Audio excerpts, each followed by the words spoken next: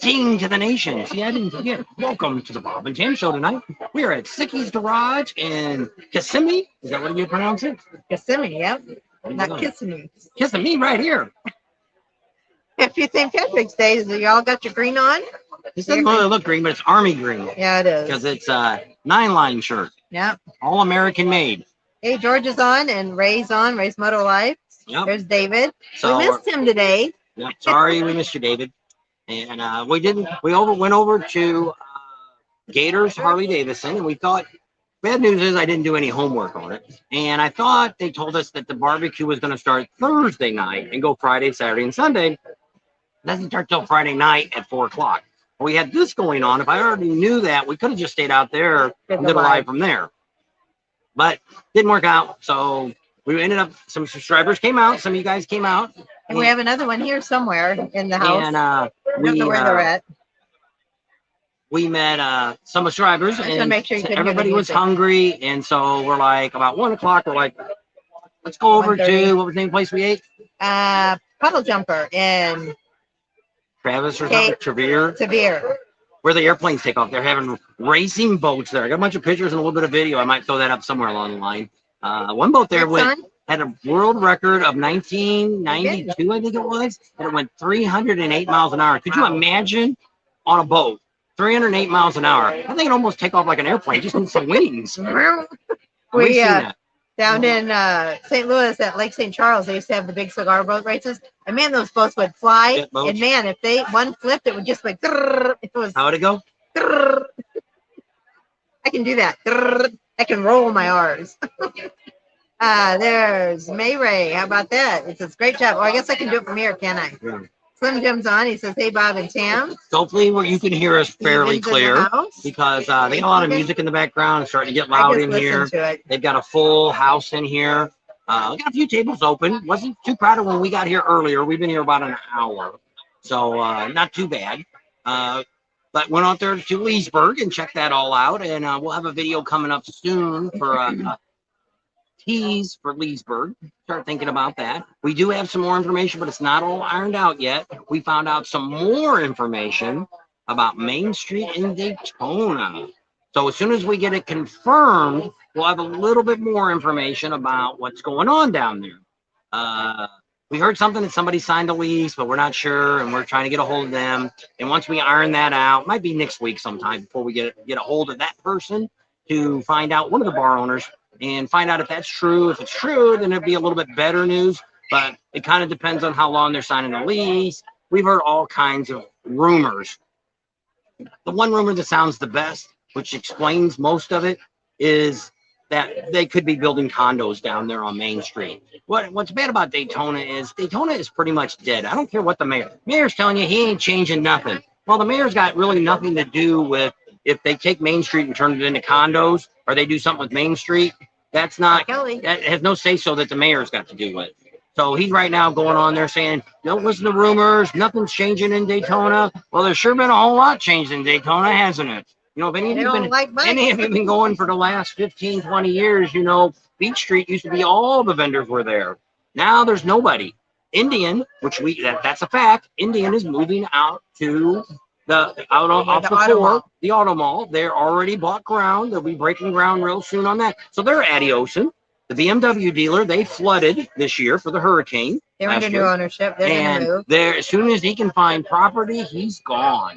So that is all happening too. So those two things we know for sure are happening. We've talked to the owners. That's what they're telling us. So now on Beach Street, the only thing left is Midwest Cycles, which he won't go. He likes his location. He owns his building. He owns his land. Ain't nobody pushing him out. Other stuff on Main Street, one sexy biker chick, she doesn't want to sell her building. But I mean, if somebody offers her $1 million couple bucks for the building, she might sell it. So I don't know. She just said right now she has no intention of selling it, but she wanted to put 4 apartments upstairs, and they won't allow her to do that. So there is some issues going on down there. And if anybody, we just did a video the other day. There's nobody down there on Main Street when there's nothing going on. There's a few people hanging out at Boot Hill, and but the rest of the places, Froggy's. Somebody just surprised seen it the other day. Somebody was on Froggy's last night, and there was nobody in Froggy's when they went down there. we drove by there, and there's a couple bikes out there on Main Street, and there's going to be people because there's a lot of bikes that people live there and ride. So people are still going to go down to Main Street, but money-wise, there's no money down there. That's why most of the businesses all lock the doors. Those T-shirt places just come and go. Are you drinking that Irish whiskey, Rod? So we already had one drink because somebody bought us a drink. We'll order a couple drinks here real soon and have that. And enjoy St. Patty's Day with you. Make sure you all have a drink. And we'll do a toast here soon for that. But we got some exciting things we're going to be doing. We got a museum. We're going to a bike museum next week. And we'll be showing you some great detail on some bikes. So we'll be showing you that. I got all my videos to still do on Willie's Tropical Show. We got to finish that up. We've got the flat track that we got to do yet. I got Cabbage Patch videos. We got a bikini contest. Some of that will be going on Patreon though. We're just trying not. I'll probably try to put it on. If they red flag it, I'm not putting them on. If red flag means that I just don't get any money for it. That's the case. We just throw it on the Patreon, and then you guys can pay $9 to see it, or $25 depending on if it's showing anything. We got one more. Yes, Myrtle Beach kind of did the same thing. They kind of kicked bikers out. Now everything's either in Myrtle's Inlet or up at Barefoot Landing. Nothing really goes on in the city limits of Myrtle Beach. And we're going to talk a little bit about police. The Professional Monkey Man, he put out a video. I think it came out yesterday or today or something. And actually gave a shout out to us. Said if you want to know more about what's going on Main Street, ask Bob and Tam, because I didn't get down to this time. He was making fun of the spiders and all that, and which is true. Yeah, that are playing the slingshots and all that. No, they were playing Mario Brothers music or something. He was saying. So we'll talk a little bit about police, because somebody asked me that today on one of the comments today. Said, what do you guys think about the Daytona police? Well, we'll talk about that a little bit later, but we'll talk a little bit about what we seen, what we felt, and where, like I said, we talked to the Ormond police. We already got numbers on the Ormond police. We're going to have numbers by Monday. We should have all the numbers from the sheriff's department, and then we'll be doing a video on that and giving you guys the statistics of how many arrests, how many people got DUIs, how many accidents there was, how many people died. Last we heard about 4 or 5. But that was, I think, before the rally. In the city of Ormond Beach, they said they had no fatalities. They had 4. We're not telling all the numbers. Well, all right. That's why I said we're going to have a video in next week after we get all the stuff from. Been there, not with bike, busy, couple of years. The city killed it. I can't see that either. So it's pretty exciting. They've been there not during bike week a couple of years ago. The city kind of killed it. So we stop in there. That's one of the reasons we're going to be going back over there again in probably about 2 weeks. Got some more banners to pick up. Got some great banners, and we won't show you those until we get home and show you in the garage. But we got so far 2 priceless banners. One is irreplaceable. Wait till you see that one. Big, giant one. And then I got another one that was a brand new banner from this year, a very high quality. The banners I'm getting aren't, which we are getting some of the beer banners, but some of the banners I've gotten are ones that are actually bought, that they had made by a printing company. So that's kind of exciting, and they're just high quality. One of them I'm actually going to put in the showroom. He gave us 3 different ones this business, and one of them is so nice I'm gonna put it in the showroom. Right, Rex said he got pulled over literally less than 100 feet from his hotel, and he had his sunglasses in his hand, not on his face. Did they give you a ticket? Luckily, I just got a warning. There you go. Because that's the Monkey Man was trying to say that his buddy got a ticket. I guess he's going out the Cabbage Patch. Now, I also heard today, I was talking to somebody that over the last year or so, they were pulling out the Iron Horse, had his glasses, didn't have them on yet, and he got a ticket. Well, when you're pulling out, there's a dozen cops there, you're asking for trouble. It's like riding down Main Street, which we'll talk about. I don't know how many people. We do that at night. Every once in a while, we get on the bike, we'll drive a block, and he's like, jumps off the bike. I'm like, what? He's like, we don't have our glasses on. Hello. My bad. And so we usually are pretty good about it, but most of the time, and like I say, we'll talk about the police in a little bit. We just want to kind of get everybody on St. Patty's Day, celebrating what's going on. I don't know if anybody's Irish or not. I got a little bit of Irish in me somewhere down Rod is. That's where we are. Can you see it? There we go. Sicky's Garage. We did a video last year, and also Amsel Adam did up there in Rapid City. That's the first one we'd ever seen. Now they're that's why we kind of had to get approved for doing it here. We didn't know if we were going to get to do it. We can't show anybody here. Unless you're one of our subscribers, you come back and sit with us. We can show you.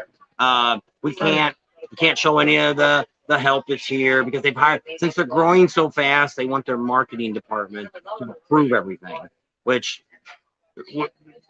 I should have a talk with their they're actually in Nevada, not very far from where we're at. And I should go back and talk to them because actually, if anybody that knows anything about advertising, even bad advertising is good for you because it gets your name out there. Even if I said, hey, this place sucks, worst place in the world, don't ever come here, it's still going to be, most of the time when you watch the video, you're going to remember the name, but you won't remember what I said. So you drove by the place and I'm like, oh, Bob and Dan talked about that Sicky's place. Let's go stop in there and eat.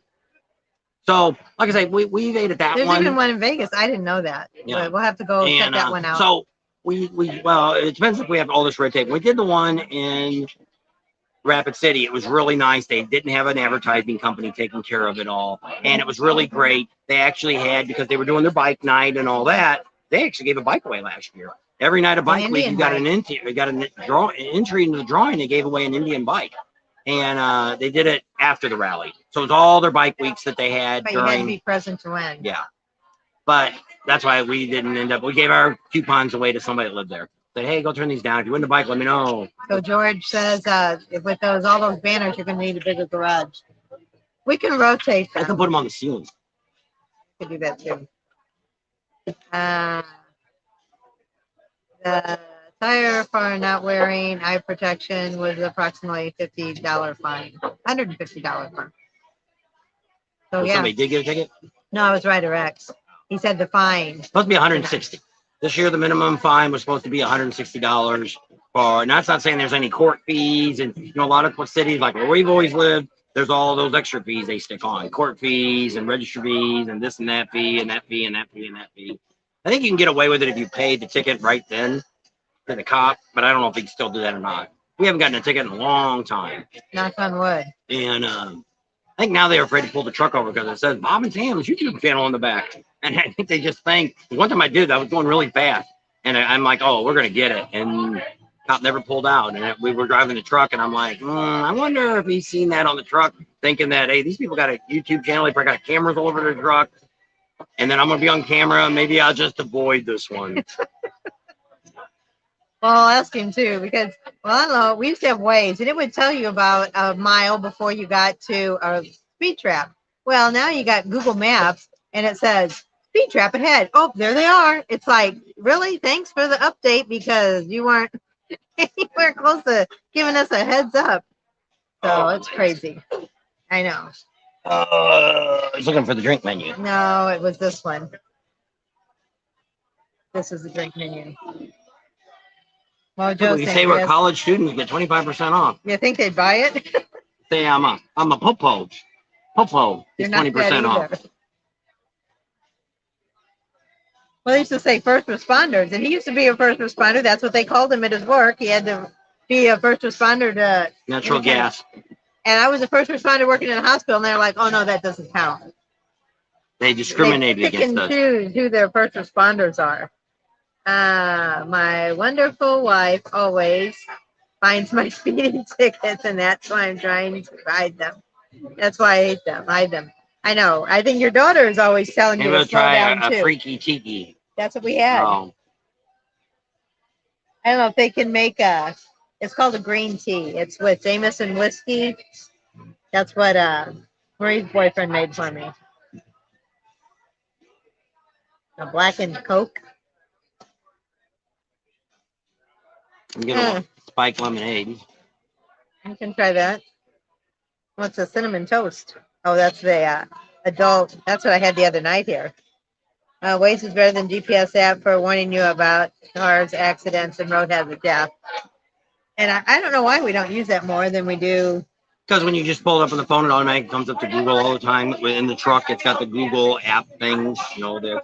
And when you just push on it and it talks so you have to open up the phone to Waze, ask for it, then it'll bring Waves up every time. But it's supposed to be Waves got bought out by Google, and it was supposed to make Google better. And I don't know if that deal ever went through. Well, the thing is, on Waze, how you can say yes, the cop's still there, yes, cars on the shoulder of the road, whatever.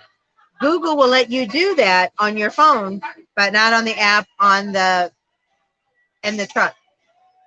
Why not? I don't know. I don't know. Crazy. Oops. So David's on there now. Hi, David Warner. How are you doing? Because John quit core concrete. He's supposed to be in here somewhere. You had to text him and ask him if he could.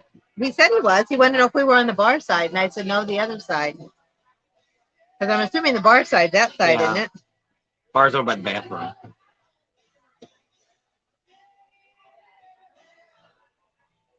Okay. I'm eating then. I'm here, you guys. So, pretty excited. If you're anywhere near the Orlando area, come on down here. We're right off of the 192 at the Kissimmee Sicky's Garage. Kissimmee. Whatever. It's Forge Garage is just over here. On the other end down here is Target. I guess I'll do another iced tea, and then I need some more white sugar. Oh, what beer do you have? Michelob Ultra on draft?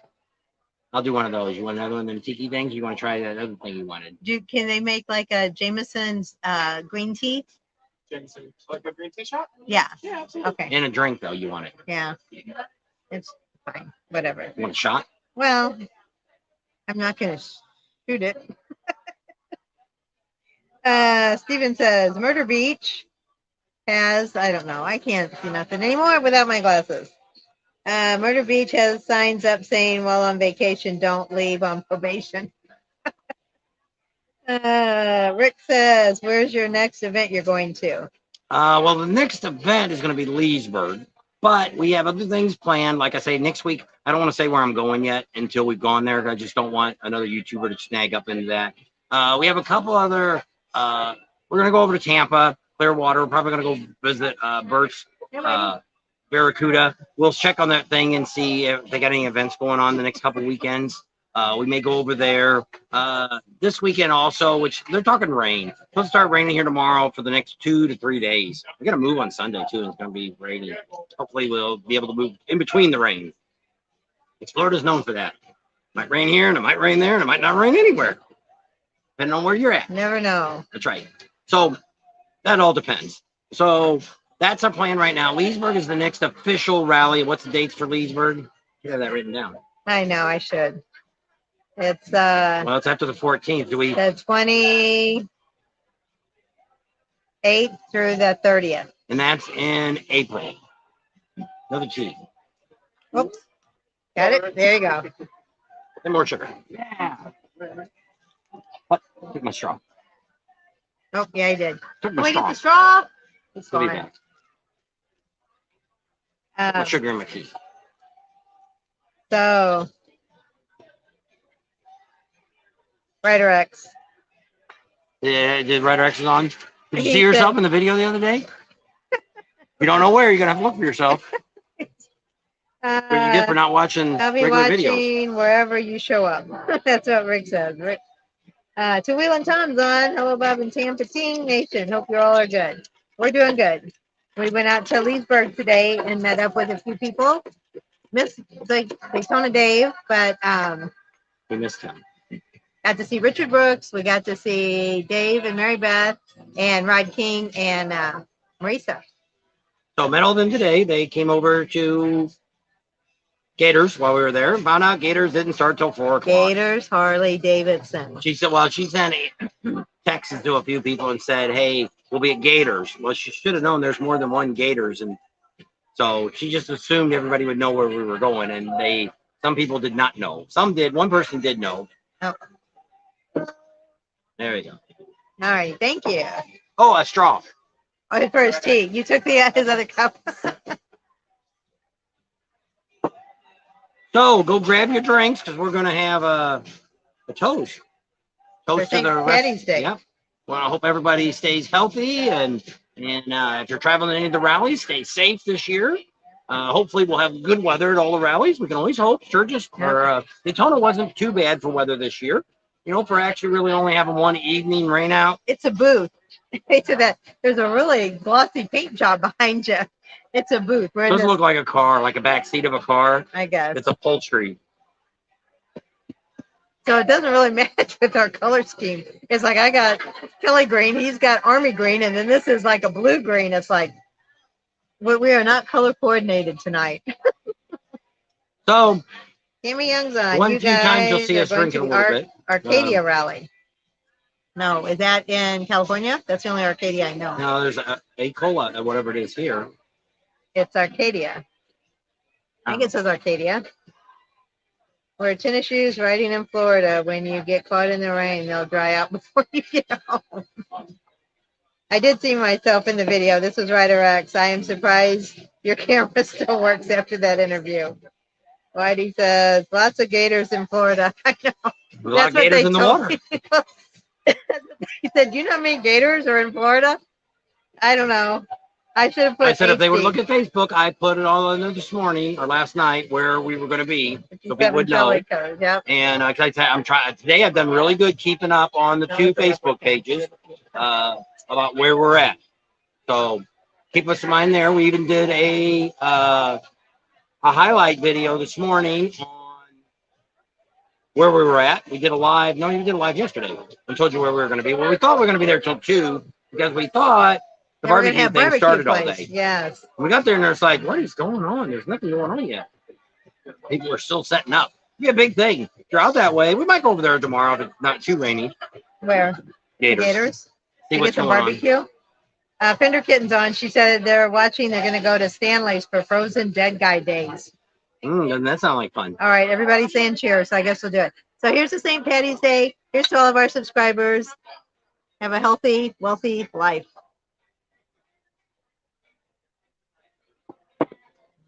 That's good. So we're not gonna do shot like the monkey man does.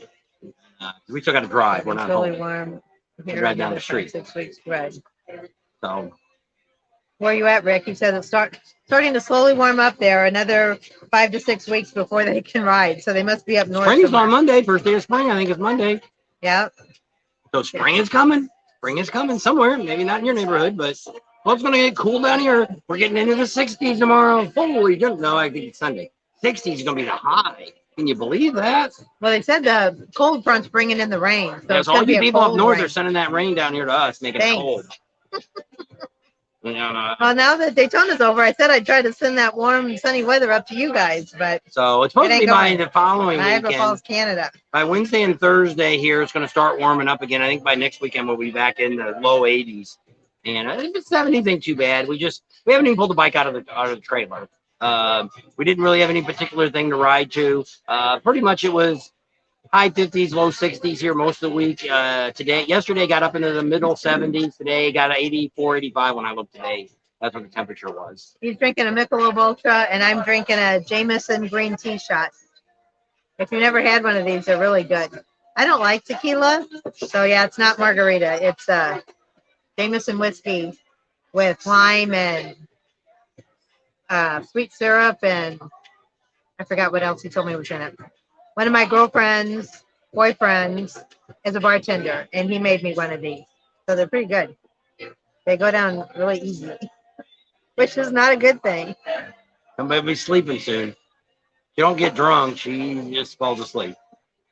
I get real happy and then go to sleep.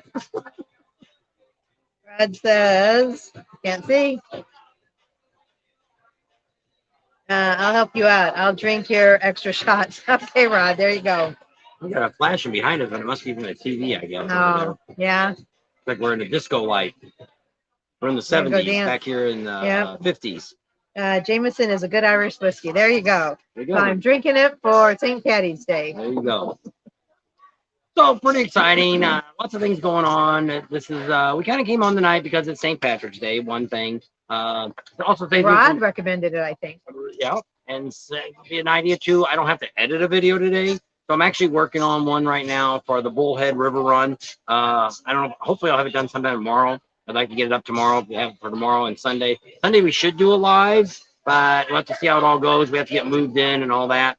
And you can't go over there until 12 noon on the dot. Not a second before, or they'll turn you away and make you go back. What is that again?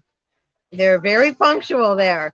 So we probably won't go there till about 1:30 or 2. Well, we can't get. We have to leave this campground by 11. No, well, so then we'll I be don't know sitting what in the we're gonna parking do. lot. I guess we're going to Lowe's. Isn't that Lowe's over there? Yeah.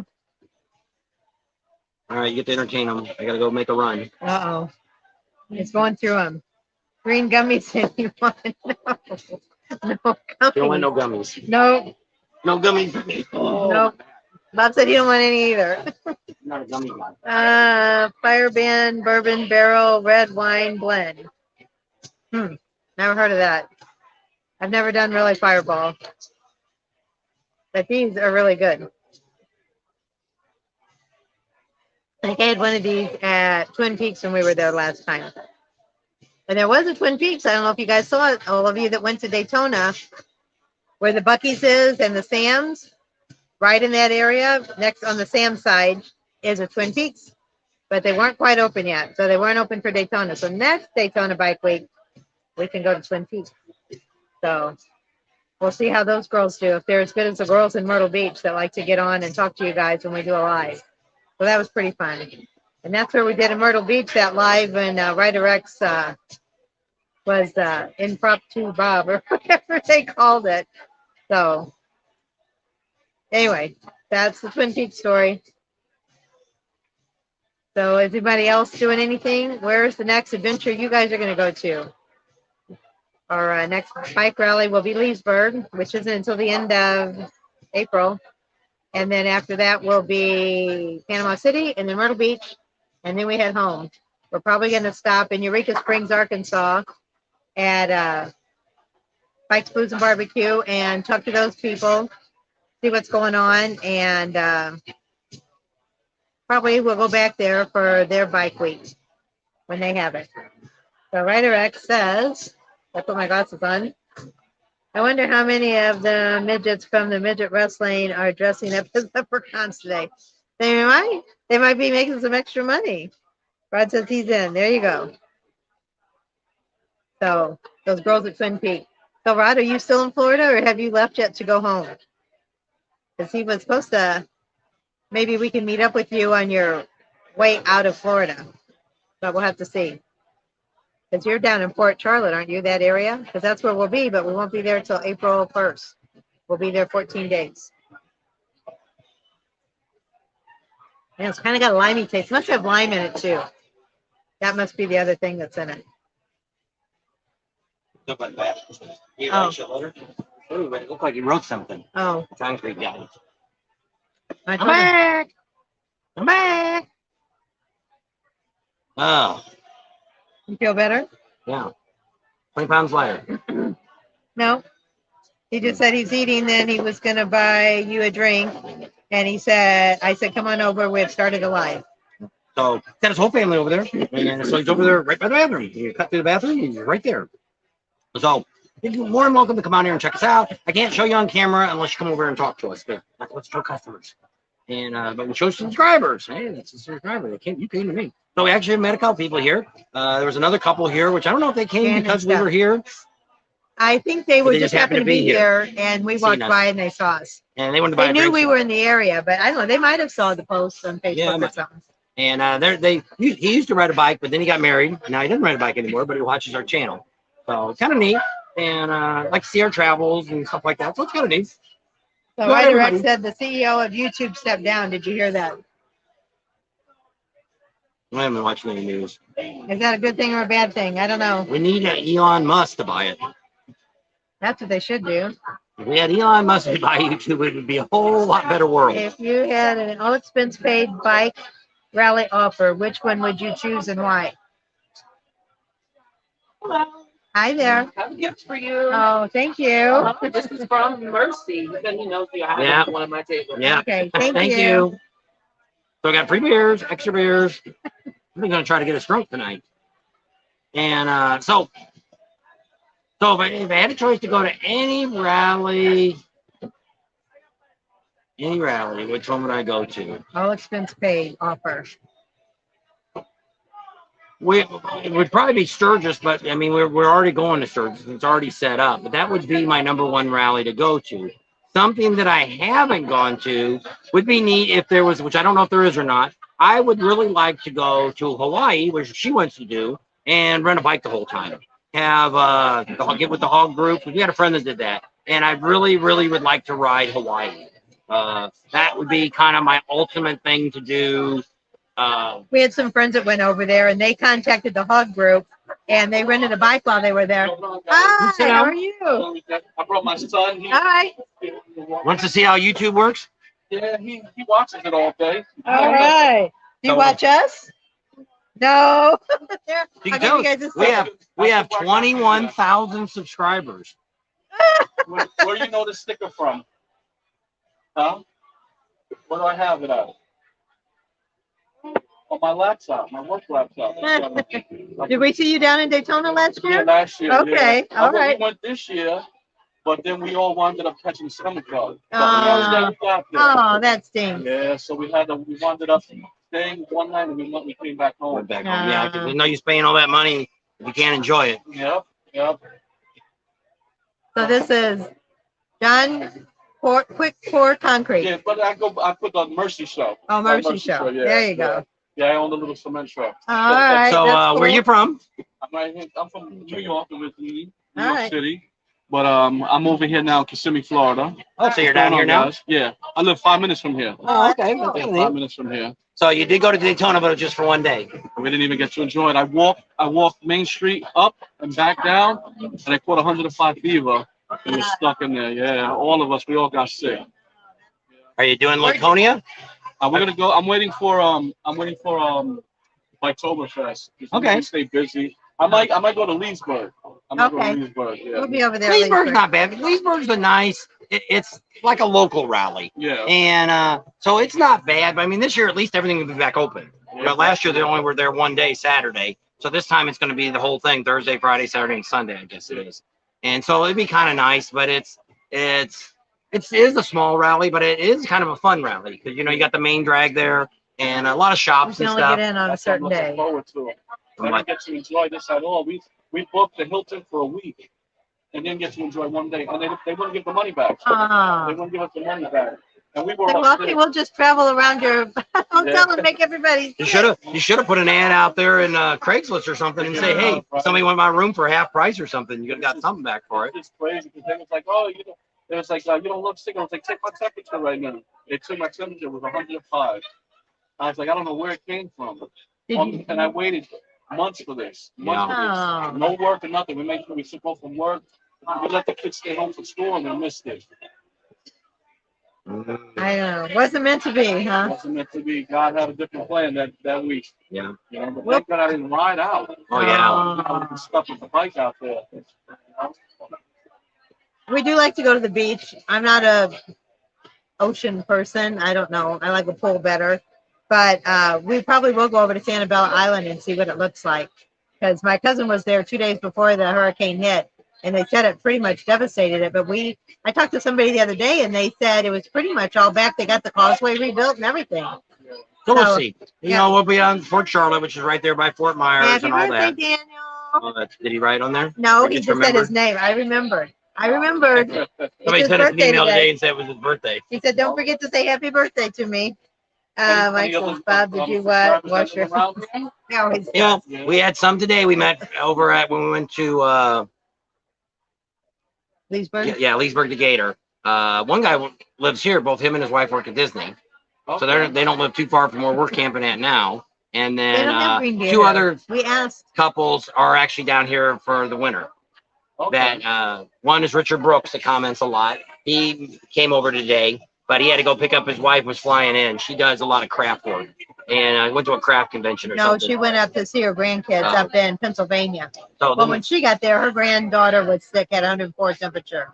Oh, wow. When she walked in, she's like, why is your face so red? And she's like, I don't know. She's 4. They took her temperature. She had 104 or 105 fever. She's going around. I know both of our grandsons got it.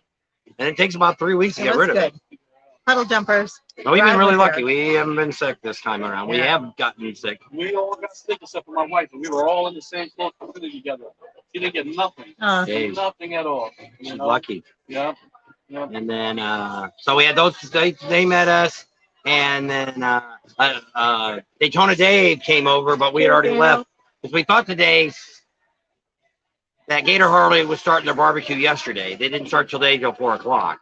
So we got there about 10 and 10:30. And there was nothing going on, so we kind of sat there for a while. And then another couple came and they said, you know, we're really hungry. Yeah, I wrote it down. We're gonna try to do that because I don't know if we're gonna get over to the other keys or not, the Longboat keys. So it's on my list. Well, we thought we were going to get to be able to stay on the keys. We're not able to reach out to that person. We don't have his contact. He didn't work the rally this year in Daytona. So we don't know if that's going to work out. We had somebody, one of our vendors had a salesman that actually has some property down in the Keys. He rents boats and has some condos. And he said, you guys do a video for us, I'll let you stay a couple days for free. And I thought, you know, hey, we could do that in the middle of the week. You want to be down there on the weekend. We can ride the bike down and spend 2 nights and then come back. But we don't have access to him. So unless he watches the channel, he'll call us. Well, I can call the place where it's at. I was communicating too with Mexi Phil. Oh yeah, Mexi Philly. Yeah, he was reaching out to me like crazy. He was saying, "Hey, you're coming." Sick. He was at Iron Horse. Yeah, Iron Horse is where he sets that back. Oh shit! So I was so disappointed. I was looking so forward to it, and he got shot down. Yeah. Well, I'm sorry to hear that. Well, it's always next year. Hopefully it'll. Yeah. Well, this bike's Oktoberfest, and it's only 45 minutes for me to ride out. Yeah. You know. You know. Oktoberfest is shorter too. It's not quite as, you don't have to spend as many days. Yeah. That's the thing too. I go to the auctions. I buy Harleys and I resell them. So I was gonna take bikes with me actually there too, and thank God I didn't. Yeah. You know. I was gonna take a 2009 Road King, a 2002 Lowrider, and a 2019 Street Glide Specialist. And thank God I didn't do none of that. You know? Yeah. Yeah, they sold.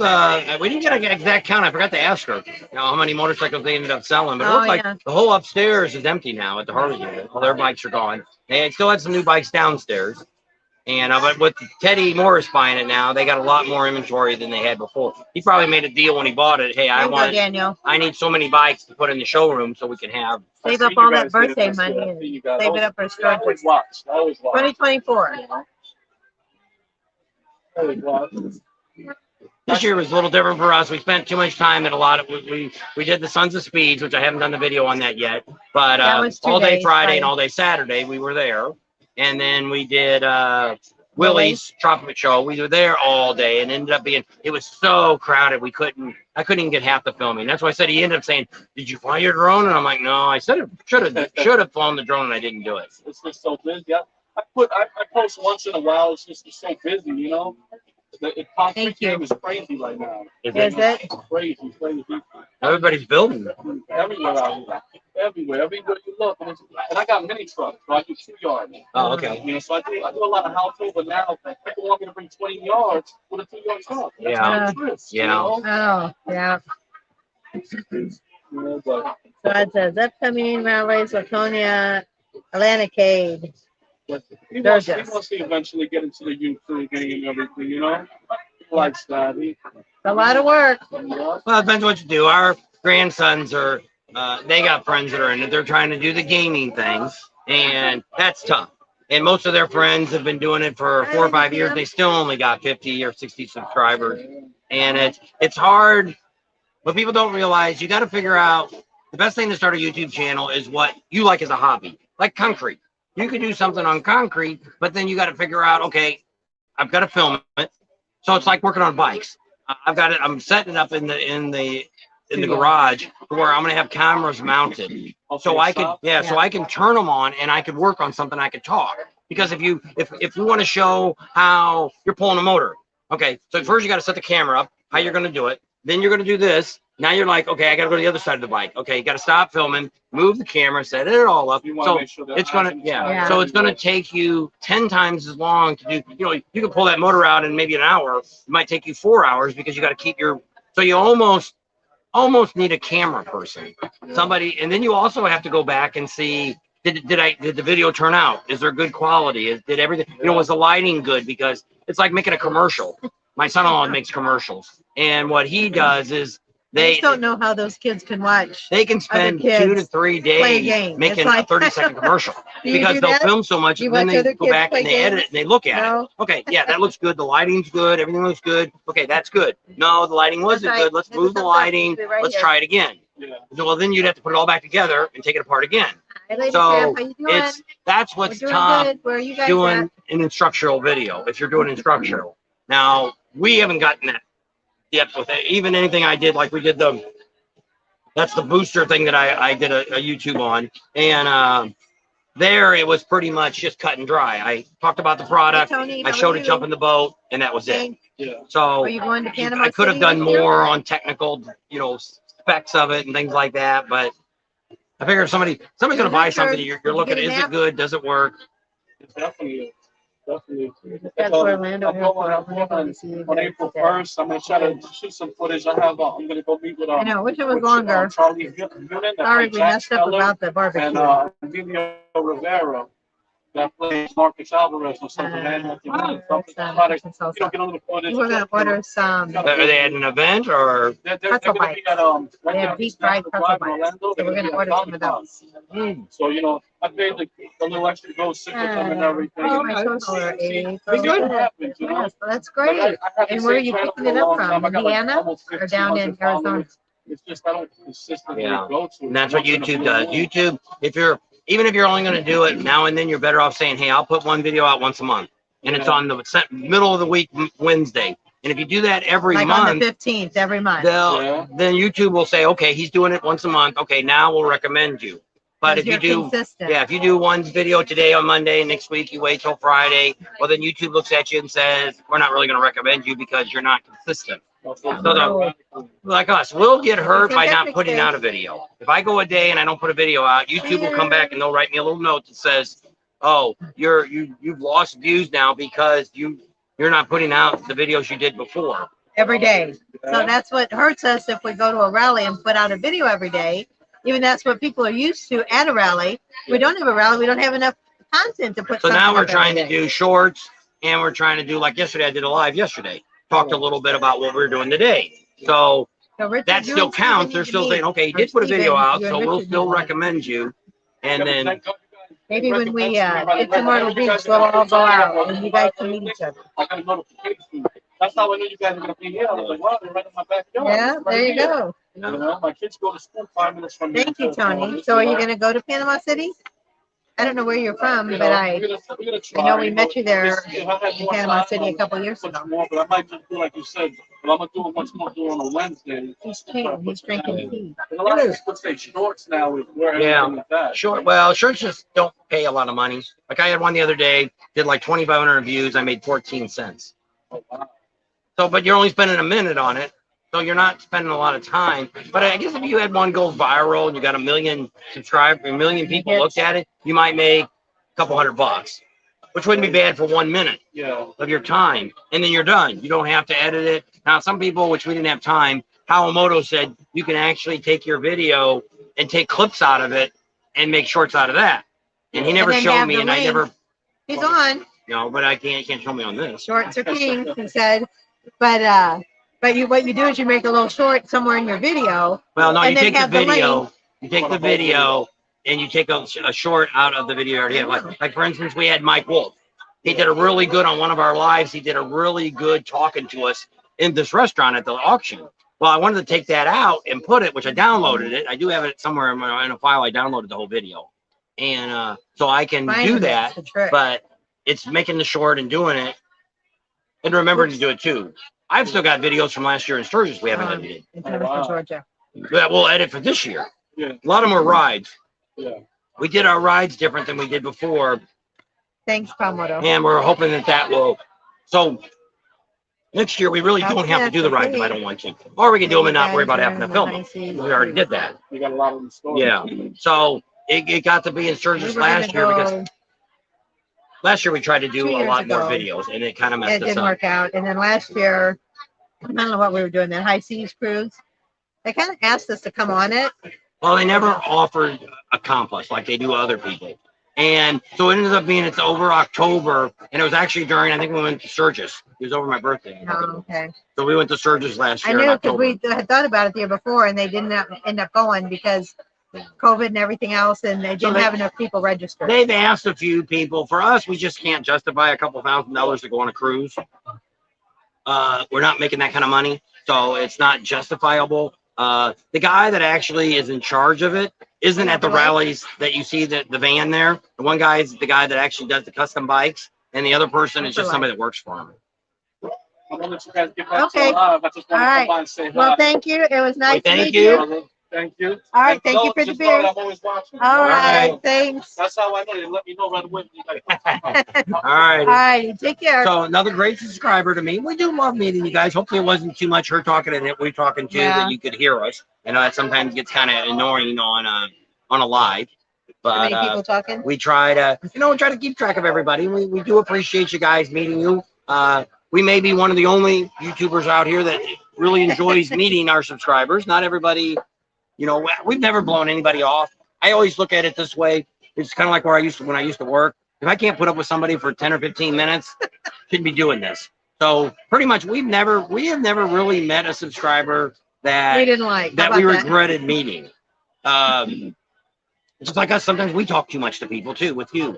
And so if we do feel like we're getting that, usually the easy way out is that we got more footage I need to shoot today. We need to get moving. So this year we spent a lot of time down on Main Street just to get more Main Street footage. We're going to talk about that at a later date about what we found out more about Main Street. So now, since we've been on a while, we're going to talk a little bit about the police. I got a few more viewers on now than I had a while ago. We'll talk about the police in Daytona. Professional Monkey put a video out either today or last night. It came out. I didn't really see. I watched a little bit, and then somebody said they gave a shout out for us, which you did. I appreciate that. And so now we'll talk a little bit because somebody asked me today what we thought about the police in Daytona. We might even do a video on this because we still got to give out you all the numbers of how many arrests there was, this and that, and all that kind of good stuff. Bad, good, and bad. We find out the same thing. Well, first of all, you have to realize in Florida, in the state of Florida, when a police department, even the state police, write a ticket, they get less than 1% of the money. The money all goes into the state fund for something. I have no idea. But the local police departments do not get that money. 1% is all they get. We've been told that by several different police departments. So I'm going with that. So by them pulling you over, they're not making a lot of money doing this. Now, some people say there's all these quotas and all that kind of stuff. I don't think there is quotas anymore in most police departments. A lot of it rolls up to the police. One of the reasons they told us, and we got this from Sturgis one year, and they said if the patrolman walks up to your car and he kind of shifts his hip out to one side, he's going to write you tickets. And usually that's the younger cop, a newer cop that's just trying to make his name for himself. So you got to always kind of watch that type of situation. But what we've seen in Daytona is just like we do any other time. We've seen more cars pulled over than we've seen motorcycles pulled over. So that's number one. We also see that in Sturgis too. So those are two things that we observe. Now, the difference that we do when we go to a rally than anybody else that's there is that's all we're doing is watching what's going on. We're filming stuff that's going on. We're seeing things are going on. So we'll go with one of the instances. There was a guy that had an American flag and he had another giant flag on the back of his bike. I don't know if it was a POW. I don't know what kind of flag. If it was a police flag, a blue one. I don't remember what it was. Gigantic flags. Well, that guy gets pulled over. He's getting written a ticket for loud exhaust, revving his engine up. And everybody's like, oh, man, that's not right. That's not right. Well, first of all, you know what happened with that guy? He already got warned twice on Main Street within the last 2 hours. Him driving up and down Main Street, he's cranking the bike. Cop walks up to him and says, you got to stop that or you're going to get a ticket. Okay. Drives away, comes back another 20, 30 minutes. Wah, wah, wah. They go up to him again and say, dude, we already told you once. We're not telling you again. Here he comes again in 20 minutes. He's very noticeable with those big flags on the back of his bike. Here he comes again. Wah, wah, wah. The guy gets a ticket. I'd arrested him if I was a cop. Dude, I told you 3 times, not twice. 3rd time's an out. You're going to the pokey. And so if I was a patrolman, that would have been the end of his rally week. It would have cost him way more than a $160 ticket. You're being stupid. The cop told you you're being stupid for doing that. No ifs, ands, and buts. If you're listening now, dude, you're stupid. You shouldn't even be on Main Street. But you shouldn't be. If the cop tells you something, first of all, that's what you got to remember with the police department is you got to show them respect when they pull you over. If they pull you over, you got to just say, wait for them to tell you what they pulled you over for. Hey, I pulled you over because you ran that stoplight back there. Oh, man, I thought it was yellow. I'm sorry if it switched. I didn't know. I could have swore it was yellow. 90% of the time, they're probably going to write you a warning. Just like somebody else was here that had his glasses up. When they talked to him, they wrote him a warning. So if you, first of all, if you be very respectful, most of the police in Florida and Sturgis and most of the areas that we talk to all the time says the same thing. We're not looking to hassle people, but if you want to have excessive attention, oh, they'll give you attention. They pretty much have told us in Florida that it's pretty easy that they can look through your bike and get an easy $1,500 worth of tickets on your bike. Very easy to do.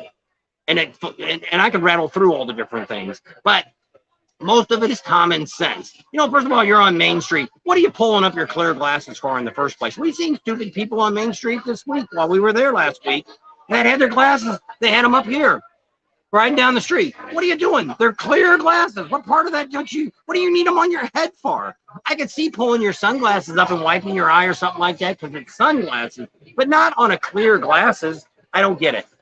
Now, if you're stupid enough not to have clear glasses and you're driving at night, once again, you're asking for trouble. First of all, you can't even see. I don't know how you can be riding your bike and wearing tinted sunglasses. I don't get it. Go buy you some prescription glasses that are clear that'll change for you.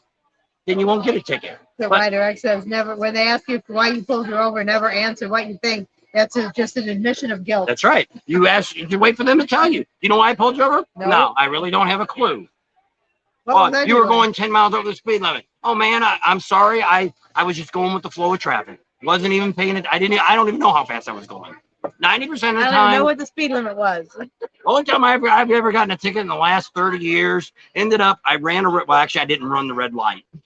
Traffic was blocked and nobody could go straight because the cars were all blocking that were turning left turn. So I rolled through the red light. Cop pulled me over and said, you know what you did? And I said, yeah, but wasn't those people blocking traffic? Isn't that a $500 fine for them blocking traffic? Go get all them guys.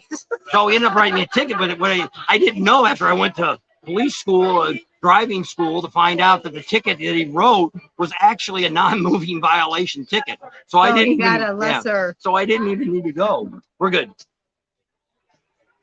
Gerald S. is on. He says, ever have a problem with cops in Daytona? Myrtle Beach is a different story. That's right. Myrtle Beach is a whole different story. But Daytona, a different barrel of monkeys. Sometimes that's what you got to look at is, first of all, you're going up and down Main Street. You got to realize cops are all over Main Street. You're pulling out of the Iron Horse. There's a ton of cops there. You pull out of the Honda dealer. There's a ton of cops there. Make sure I got my glasses on. I got whatever you need. I'm not revving my bike up. I'm not doing wheelies. Well, I don't think there's a ticket for clothes. I've been in decent exposure. Yeah, I guess so. I gotta relieve my beer. I drank almost all of it. He's in the middle of it. I drank all mine and I'm on this one. Shot. So anyway, yes, give us a thumbs up if you're on. Don't forget. Yeah, the cops. My dad was a cop. I always was in trouble. So I just learned to live with it. My dad knew everywhere I was and everything I did before I got home that night. So yeah, I had to watch where I went or what I did because he was right on top of me. It wasn't him. It was all of his top buddies. So I always had to be good. And I always had the latest curfew. My friend that I'm going to go see, his ex-girlfriend, and him both had to be home by 10:30, 11 o'clock. And my curfew was midnight. So I would have to drop everybody off and then I would go home because I had the latest curfew. Iron Steve says, enjoy you too from Detroit. Thanks from Detroit. Tomcat says, listen and follow instructions. It's simple. I know. No matter what color you are, if a cop pulls you over, listen to their instructions. If he says stop or I'll shoot, you stop. I don't know. It's common sense to me, but you're going to get in a whole lot more trouble if you run than if you just stop and you've got a warrant out or you got something on you you're not supposed to have. If you run, they're going to catch you. It's inevitable. And especially if they've got your license plates from whatever you're on or in. I don't know. This doesn't make sense to me. Like I said, my dad was a cop, so I got in very little trouble. My dad got all my cousins out of trouble, but if I ever got in trouble, it was all on me. So I stayed out of trouble. So Scott Schuler says, hi, Tam and Bob. How are you doing? And CJ Boljoli, your dad knew everything about you and you still wound up with it, Bob. That's a whole nother story. My dad did everything he could to break us up. So I'll leave it at that. Don't ask him about that. Sometimes they will shoot through. Yep. Right. Highway Hillian's on. Hey, how are you doing, Grizzly? So also on the police, there's a good person to Highway Hillian. He's actually from Sturgis. Now that's one of the things that we don't have a lot of control over because we don't really talk to the sheriff, which is the county, and we don't really get to talk to the state police. Now we've heard for years ago, we heard about putting your foot down. If you don't put your foot down at a stop sign, you get a ticket. Now where they were giving those tickets out a few years ago was at the veteran cemetery when you came off that ramp, which wasn't the city doing it. It could be either the county or the state, which once again, the city of Sturgis has nothing to do with that. Also, Daytona police, Ormond police have no control over what the sheriff and Daytona does. Now, if Monkey Man, I'm assuming by his video, he was going to Cabbage Patch and he was on Tamaka Road.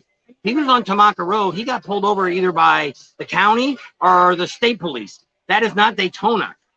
That is not Daytona area. If it was, those bars wouldn't be open like they are because you'd be under Daytona rules. You wouldn't be able to have wet t-shirt contests. You wouldn't be able to show half the stuff that's going on out there. But it's county, so they get away with more stuff out there. So now we have no control, and we don't know what the county or the state police do in any rally. They don't really talk to us. We do get a little bit from the sheriff, but we've never really got to sit down with him and ask him like the questions we ask the Ormond police and the Sturgis police. Which we'll have to figure out how to do a Zoom and put that on a video. Because I know some people do that. Because I know last year she said, is there any way you guys can do StreamYard? We can do StreamYard and we can save it. Oh, okay. So I can do that. Then can you edit it and take out? I can download it. Okay. Because I know last year she did offer that. So is there any way you can just do a Zoom or something? So maybe January we can get the sheriff on. That'll give him enough time to be able to sit down and give us a few minutes. And so that's one of the things I have no control over. And once again, if you get a redneck cop, or a new cop that's trying to make a name for himself, yes, he might call you over and he might hassle you. And the Monkey Man said he was on the side of the road, which he did. The cop really didn't have justification to make sure his headlight worked, his brake, which if it would have been me, if it been the other way around, I would say, I don't know. What are you asking me? Why? I'd have been more of the asshole, but he volunteered and gave out the information. But in my case, I would have just said, I don't know what you're talking about.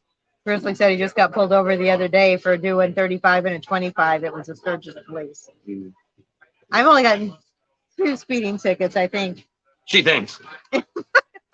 One was when we lived up in Chicago, and I was doing like 25 in a 15-mile-an-hour zone. But we were getting some new furniture, and I was somebody got a ticket for running a red light doing about 80 miles an hour. One that took your picture? Yeah, that wasn't my fault. The lights, they got a picture of the lights red as she's going through it. Well, I had a horrendous migraine, and I followed the car in front of me. He went, I wasn't thinking, I just was on my way to the chiropractor. I forgot about that one. And in California, that's a $500 ticket. They have very few tickets in California. It's under $1,000. And then so when you're paying $160 for not having glasses on. That on Highway 100 when I was going to a job for DJing. Me and Lexi were in the car, and I was going like, I don't know, 85 or 90 in a 55-mile zone. There was nobody in front of me. I couldn't believe they pulled over the van. I know. It was all over the side, but they did. Anyway, so 3 tickets. All right, my whole life I've been driving since I was 13. I only got 1. And it was a non-moving violation ticket. Love the shirt, Bob. 9 Live. Happy St. Patty's Day. Happy St. Patty's Day. So overall, that's the first thing you have to do is you remember to be respectful. And just like the Monkey Man, he went ahead and said, of course, my front brake works. I got a headlight. It turns on and off. You know, he didn't have to answer that. They didn't have a probable cause. But in his case, maybe he wanted to be more respectful, answer the questions to avoid any trouble. You know, and there's nothing wrong with that. Me, I'd go the other way because, of course, I know the chief of Ormond Police, and they gave me a bunch of hassle. We can call him the chief of Ormond Police and say, hey, chief, I got an issue going on here with the county or the state or whoever the heck it is. Can you help me out? And then don't break the law and you don't have a problem. There you go. Yep. That's the main thing. And it's just common things. And I still say the same thing. What do you, just like somebody, one of the guys we met today, it was in Daytona, said a guy was pulling a wheelie over the bridge and the cop must have been right behind him, flew right past him and almost to his bike. It was more of a hazard for the police car, to chase this motorcycle down. Nobody jumped the bridge this year. But that's a $1,000 ticket. Jumping the bridge? No. Well, actually, I don't think the bridge is jumpable. Is the bridge fold up or does it just raise? No, it folds up. It goes like this. Because he fell, I don't know. I was thinking when I looked at the bridge, it didn't look like it was big enough to be a bridge to go this way. I was wondering if it went up this way. No, I don't know. I just remember seeing the bike hanging off, but I don't remember. I don't know. Doesn't really matter, but nobody tried to jump the bridge. So Ryder X wants to know if you ever told your Barney Fife story on YouTube. No. Ryder X has heard it. One day. Well, our very first trip to Sturgis. We'll have to make a special video for that, and it'll be announced as Barney Five pulls us over in Wyoming. Oh my gosh, Six is on. How you doing, Six? We get to see her soon. I haven't been pulled over in 28 years, but I was doing 85 and a 45. I know. They get you, don't they? It's like, well, especially that was the other thing I wanted to talk about. Florida drivers. Oh yeah. I don't know. Today we went out in the truck and we're on the, I don't know what highway it was. Was that 4 something? That tollway 492? 429. And you got to get off here on 192. So it's all lined up. And you can also pay and go on this right-hand lane, which brings you up almost at the exit 2, which is what we should have done. So we kind of jump in behind about 50 cars, tuck in. Well, all these morons, which are most of the people I think that live here, get all the way to the down at the very end, and they keep trying to sneak in. Well, the guy in front of me had a jet ski on a trailer, so I tucked in right behind him. And where the road kind of goes over, that's where they're sneaking in at. Well, we just stayed on the black line, and these people are honking and everything. It's like, let us in, let us in. There's people. We probably sat there. The guy in the jet ski was flipping them off and saying a few choice Not me. words. The guy next to us was doing No, I said the guy with the jet ski. And just some old guy. Camper. So it wasn't a tourist. It was a guy driving it, probably coming home from work. And it must have been 100 cars that got off in front of all the people. And there probably was 300 cars waiting in line to get off the interstate. And you just didn't move. We sat there, like I say, for at least 15 minutes trying to move up. And then we finally went out and got in, but we were still back farther. I didn't go in at the very end like all these other people did. I've never seen so many people cutting you off. There'd only be a foot in front of me, which would by the car next to me, and somebody will slip right in there and try to get inside there. And I've seen that a dozen times since I've been here in Florida. I'm guilty of that. What? I said when coming home from St. Louis to get across on the bridge. You're talking about them. I'm just talking about people just as we're driving down the 92 here, or the 192. 490. 429. No, the road that's right out here. 192. People are just cutting across you in the lane, trying to get up 2 cars ahead of you. Like they really got really far. Well, then I do is, because I'm kind of that guy, I take my big old truck and I get about this far from your bumper. Turn the headlights on. And if I do it just right, I'll move over to the left if it's at night, where I can shine my big old truck headlights right into your side mirror, and it goes right into there, or it's hitting your mirror. So you see them adjusting both their mirrors to get the sunlight. I'm getting ready to do, when we come back to Florida, we're putting the air horns on the truck. I just, nothing like hearing a train horn or a semi-truck horn when you pull out in front of you and I flip that switch and that puppy stays on until I turn it off, it runs out of air. I have never, she thinks when we was in Miami, everybody was honking horns. A long time ago when the kids were little, we went to Miami and everybody was beeping their horns, and it's kind of like that up here. I mean, you pull out and beep, beep, beep, beep, beep, and you're driving down the road, beep, beep, beep, beep, beep, beep, and it's like, what are they honking at? You're in their way. They want you to move. It's like, get on. We're all going the same direction, the same speed. Don't know. I don't know, but that's my pet peeve here in Florida. Most of you don't stay around like we do. I don't know if it's because they're Orlando, because you can't really tell about some of the cars because they could be rental cars. They could have Florida plates on them. But this moron that tried to cut off me and the guy in the truck ahead of us He was an old bald guy in a car with Florida plates. Looked like he was coming home from work. He wasn't a tourist. Texas and Florida drivers. Whoa. Have you ever been to California? California, at least they're a little bit, you can kind of predict what they're going to do. But here, which is what I remember last time I was here, you got people doing 30 miles an hour, and you got some morons that are doing 90 miles an hour on this main little streets out here that's 45 miles an hour. So they're dodging through cars like this, and I'm just sitting up high in the truck. I'm just waiting for them to get clubbed by one of the cars, and then I'd be the first one to jump out and say, it's that guy's fault. He's driving through like a madman. I know. Sometimes I see it, and it's like, oh my gosh. Russell, is his name Russell? Randall from Louisiana. That's what he said. He always tells us when he knows we're coming through, be careful, because once you drive over that Texas border into Louisiana, people go nuts. He said they don't know how to drive at all. He said, I'll be behind a guy for 150 miles, and he hits that Louisiana border and just flips out. I don't know. So it must be another state too.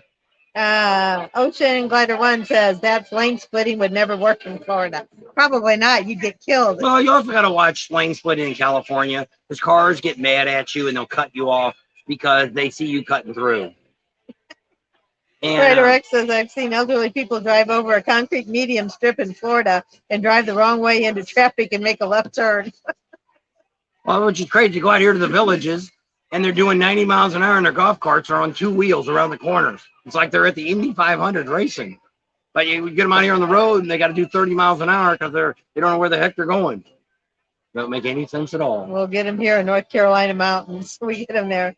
Oh, I know, it's crazy. It's just everywhere. Well, it used to be you always worried more about the young kids driving with no experience. Now you look over here, and it's a guy in his 30s, it's a guy in his 40s, person that's 50. It used to be old men with hats on or women. That's the ones we used to have to worry about. Now it could be anybody next to you. Guy next to you playing on his phone or picking his butt. Oh, I don't know what they're doing. Paying attention. Crazy. Can you believe it? The whole world's going crazy. There's the Judds have a song about that. So we talked about the police. Anybody else have any more questions about the popo? We've been on an hour. Yeah. Any more questions about the popo?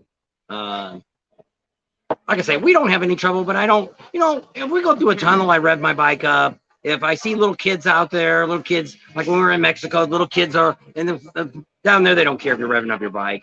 They probably don't even care if you're doing a wheelie. You want to go down to Mexico, they probably don't give a rat's ass what you do down there, unless you're driving on the wrong side of the road. Six says she hates driving through the villages on their way to Windy Acres. It's scary.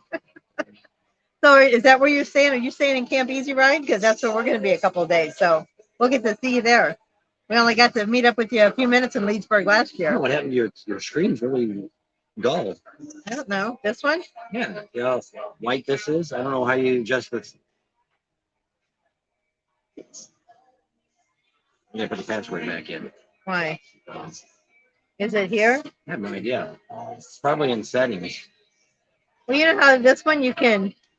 I know, but that's an Android and that's an iPad. So how do you brighten your screen on Apple phone or an Apple iPad? Tony says, where's Tony? Oh, I can't see him. He's on here. We went to Daytona a couple years ago, and it was an unwelcome. We went to a breakfast, and a couple said that they would be glad when the loud bikes leave, but they took out.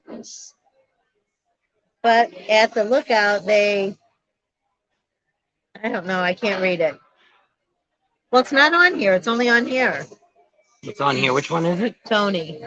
See, it's not on there. It's right there. Tony Hoffman. We went to Daytona a couple years ago and was unwelcome. Went to a breakfast, and a couple said they will be glad when the loud bikes leave, but they look at the revenue and the money for Daytona. Yeah. That makes sense. Which is true. There's even people in Sturgis that do not want us there. Every town's got people that hate bikers. And, we're the bad people. We're the a few, it's like any group. You have a few people do something wrong and they blame everybody they're the same way. But one of the things people need to do, which we've noticed this time in Daytona, was if you're going to wear a gun and you're going to conceal it, you need to get it to where when you're riding on the bike, your shirt's not halfway up and your gun's hanging out. You're intimidating people, even though you're not, because it's a concealed weapon.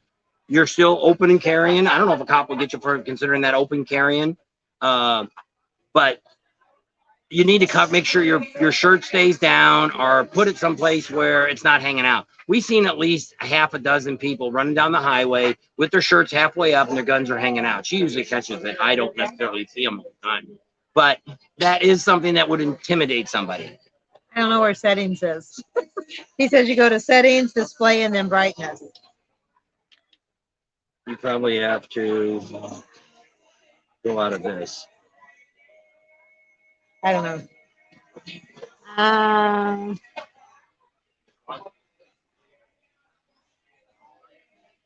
There's Robert Armstrong. He says, Happy St. Patrick's Day from Northern Ontario. There's a couple of you guys up there in Ontario. Happy St. Patrick's Day. Do you all have your green on? I got to sip my beer. I bought dinner for WW2 we get done. I don't see war veteran and his wife on the River Grill. I thought he was going to kill.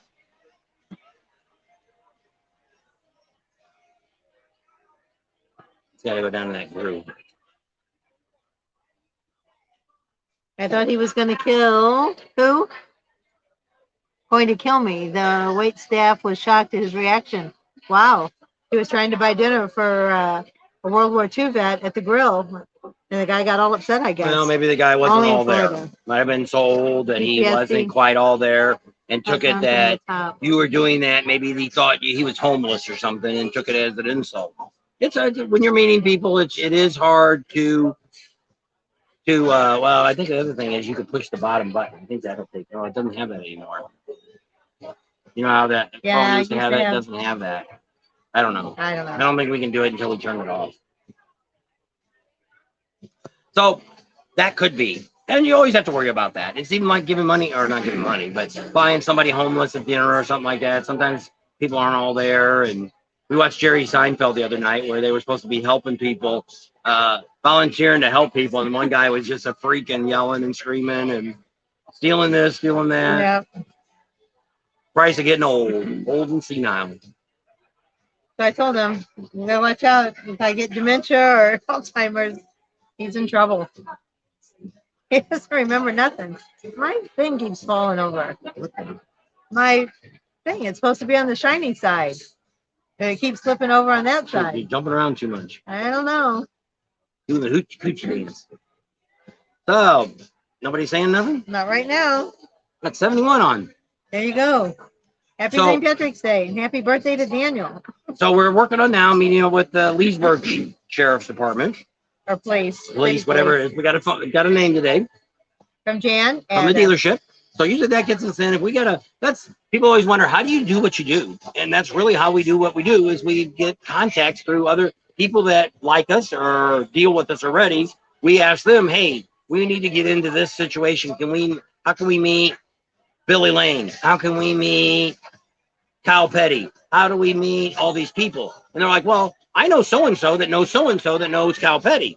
Oh, okay. Hey, JJ. Can you make this happen? Yeah, let me see what we can do for you. Well, I sent out a bunch of thank yous this morning because a lot of people, there was 3 or 4 people working on getting us into the flat track races. And I wanted to make sure that they all knew we appreciated us going. And they all wrote back and said, well, you're welcome. We hope to see you more at the flat track races, which is kind of tough for us because we can't film anything. Well, you can film the pits and that's it. And then you can show a little bit of like 10 or 15 seconds of different races, but I can't show a whole race. So it's kind of, but I mean, let's see if we can get in the, I don't know. I'd have to do more homework. If you guys are flat track people and you know people that are in flat track that are like you consider to be the main racers, like we do when we do Sons of Speeds, we talk to everybody. So we're going to have a great video, not just Billy Lane, but we got some of the best old school racers anywhere in the world at Sons of Speeds. And actually some of them are new. Some are like the Moonshiners. We got them, even though got the poor guy that got the wreck that's not doing real well. Josh.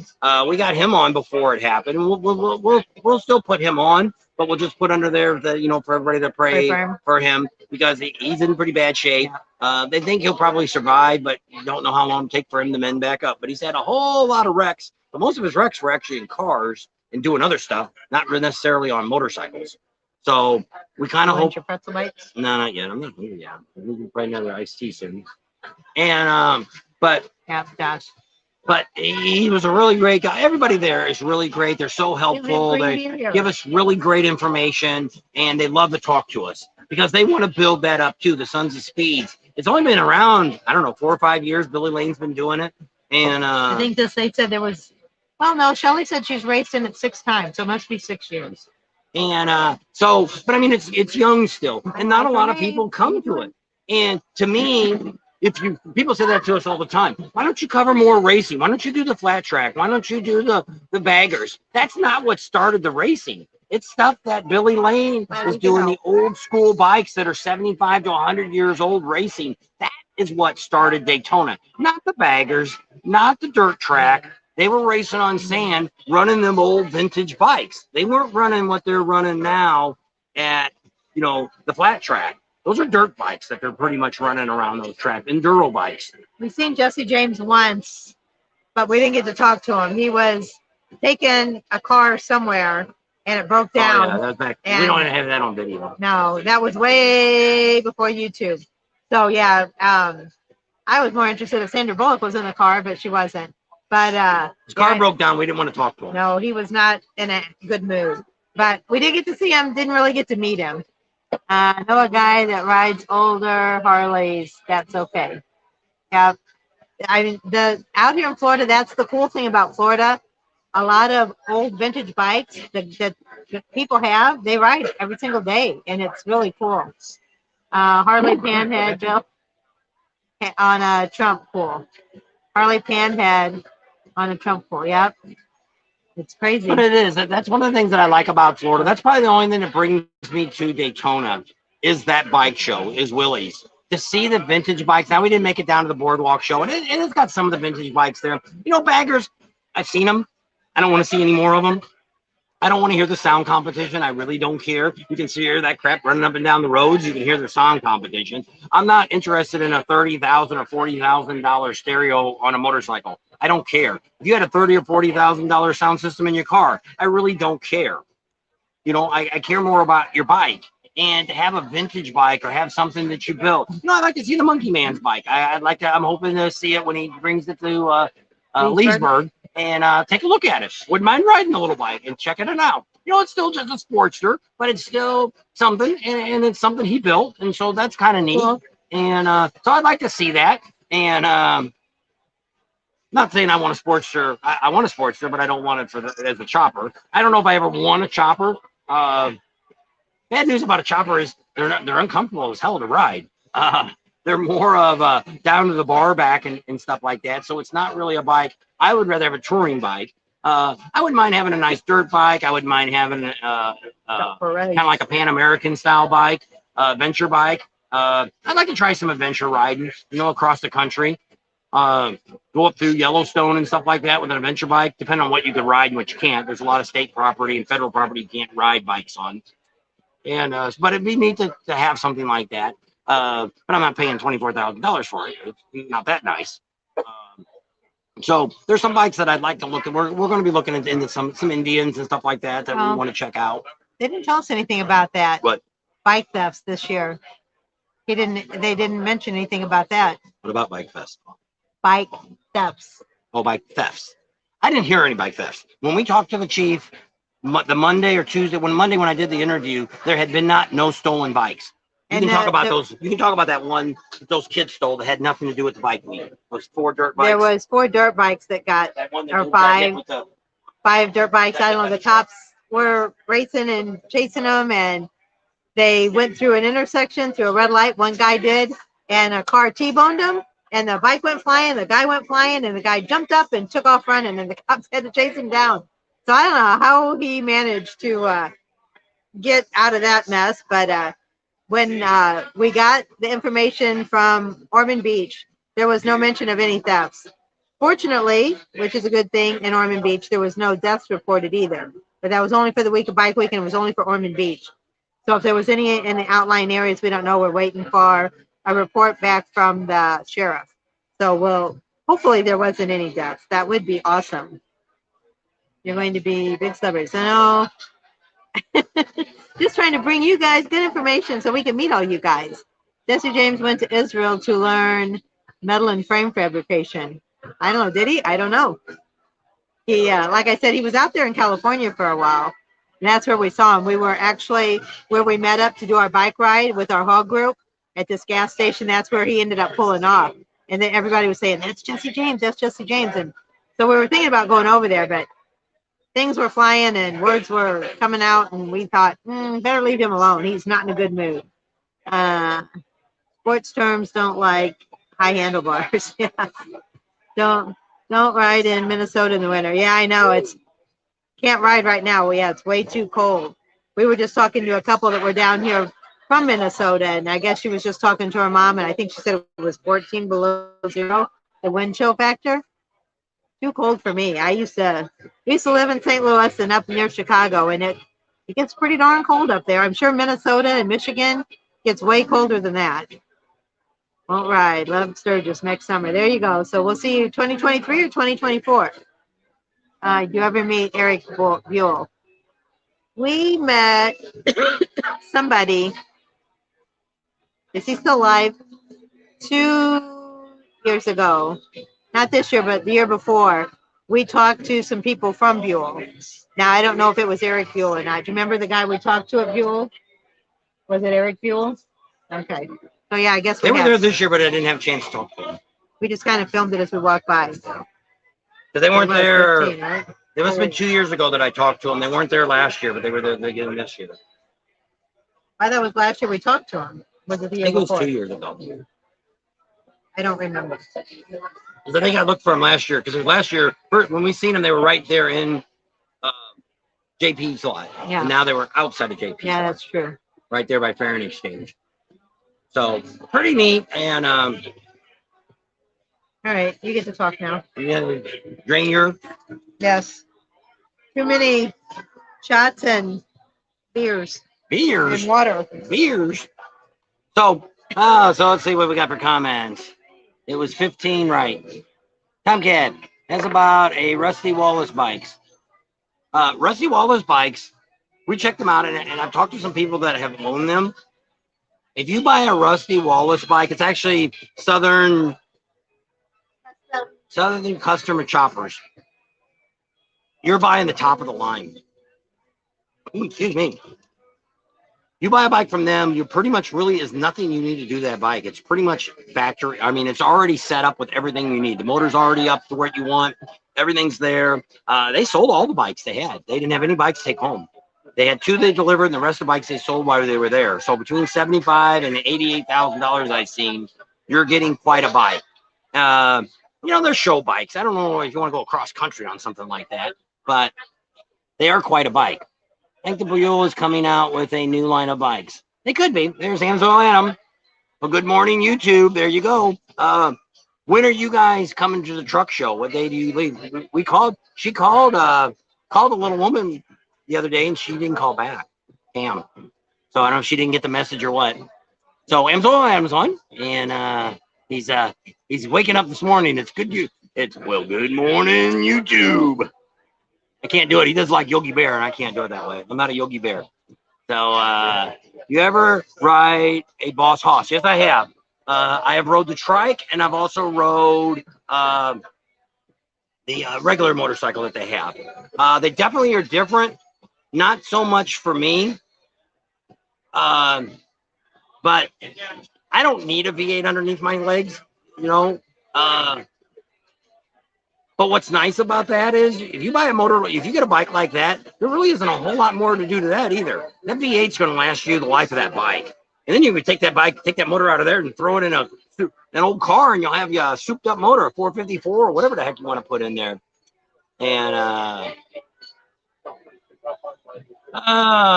when is the truck show? Adam's going to have to tell you when the truck show is. I'm heading to the Mid-American Truck Show in about 2 weeks. March 28th through April 1st. It's the same time that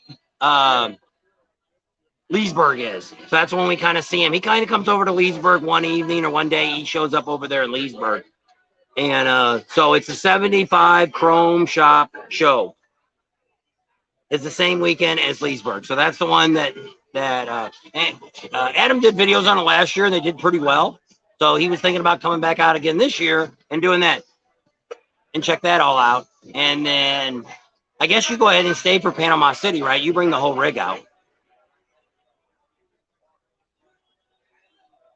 So Mary's saying hi, waving hi.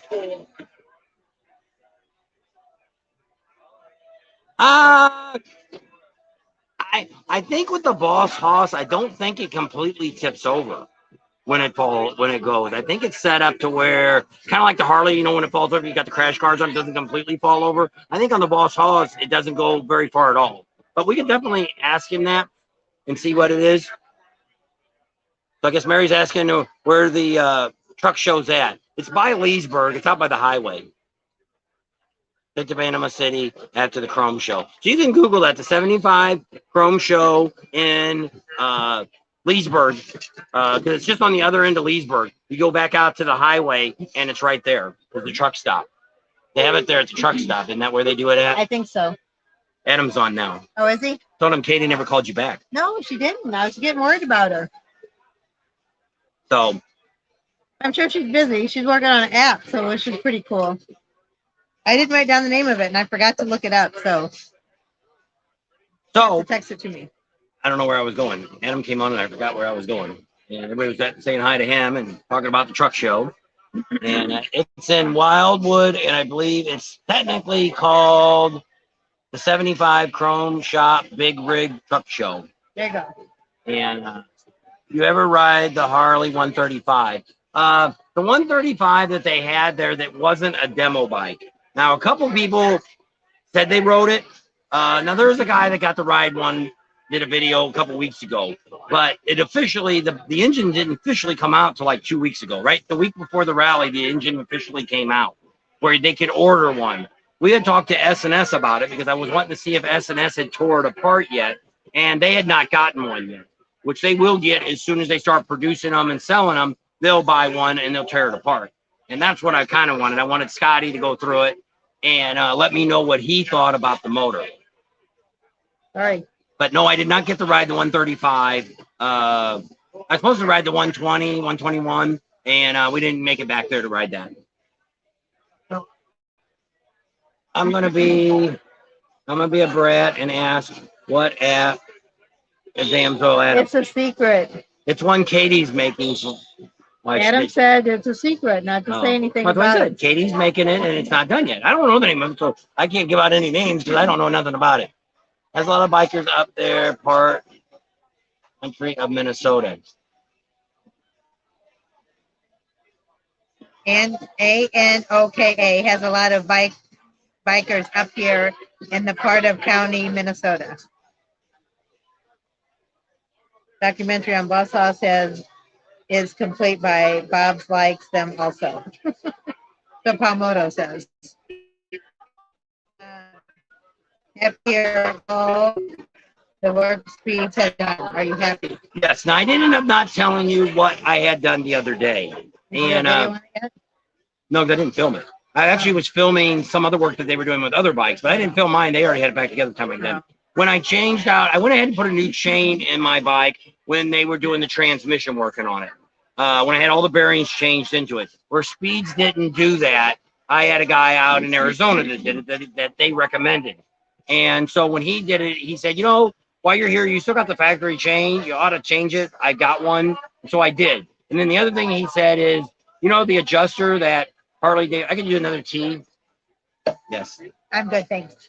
And so they said, you know, the adjuster, typically the adjuster that Harley Davidson puts on your bike, the self-adjuster one, typically puts the chain tighter than what it should be done. That was what they were saying. And I've talked to other people and they've kind of said the same thing. Well, my bearings went out in my transmission. So that could cause that if it was too tight, that could have put pressure on my bearings. So what I have now is I have the Screaming Eagle adjuster on there, which you have to manually adjust. So when the guy that put it on, Kelly, said, you know, bring it back here in about 500 miles. I'll adjust it up for you. And then after that, you only have to have it looked at about every 5,000 miles. And I'm like, okay, well, we got here and I got 600 miles on it. Well, I went to Adam first. Adam was too busy. Plus, he didn't have a gasket. And so I went back down the speeds and they adjusted it all up. And I was getting a little bit more noise, and that noise is gone now because he said it was getting a little loose because the official one you got to readjust because after it runs a little bit, everything kind of the new chain and everything kind of stretches out and everything. So right now I'm good for 5,000 miles. It'll probably be adjusted before because I've already got about 2,000 miles on the oil change. So in the next 3,000 miles, it's going to need to be adjusted again. But they said you got to get there's a little bolt or something supposed to come with it to adjust it. Makes it easier. So I got to get one of those. They come with the kit, but the guy, I guess he thought I was going to bring it back in 500 miles, and we didn't ride it that much. So that's all I did. To know if you prefer chain or belt drive. Well, what I'm talking about is the chain that runs the compensator to the engine. So I'm not talking about a chain driven bike. So my bike's belt driven. I prefer a belt over a chain. My 750 Honda was a chain and it beat the hell out of us. The belt made a whole lot of difference. And somebody else want to know if you've seen the new pics of the CVOs. Yeah, not too bad. Interesting.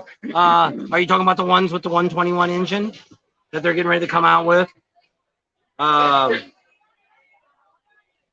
mean, looking at the pictures, you're only looking at pictures. I prefer to see the colors in person. This is even like the banana yellow one. After we've seen it now with the black stripes and stuff on it, the black that they put on it, which we've seen at Atomac that they wouldn't let me film.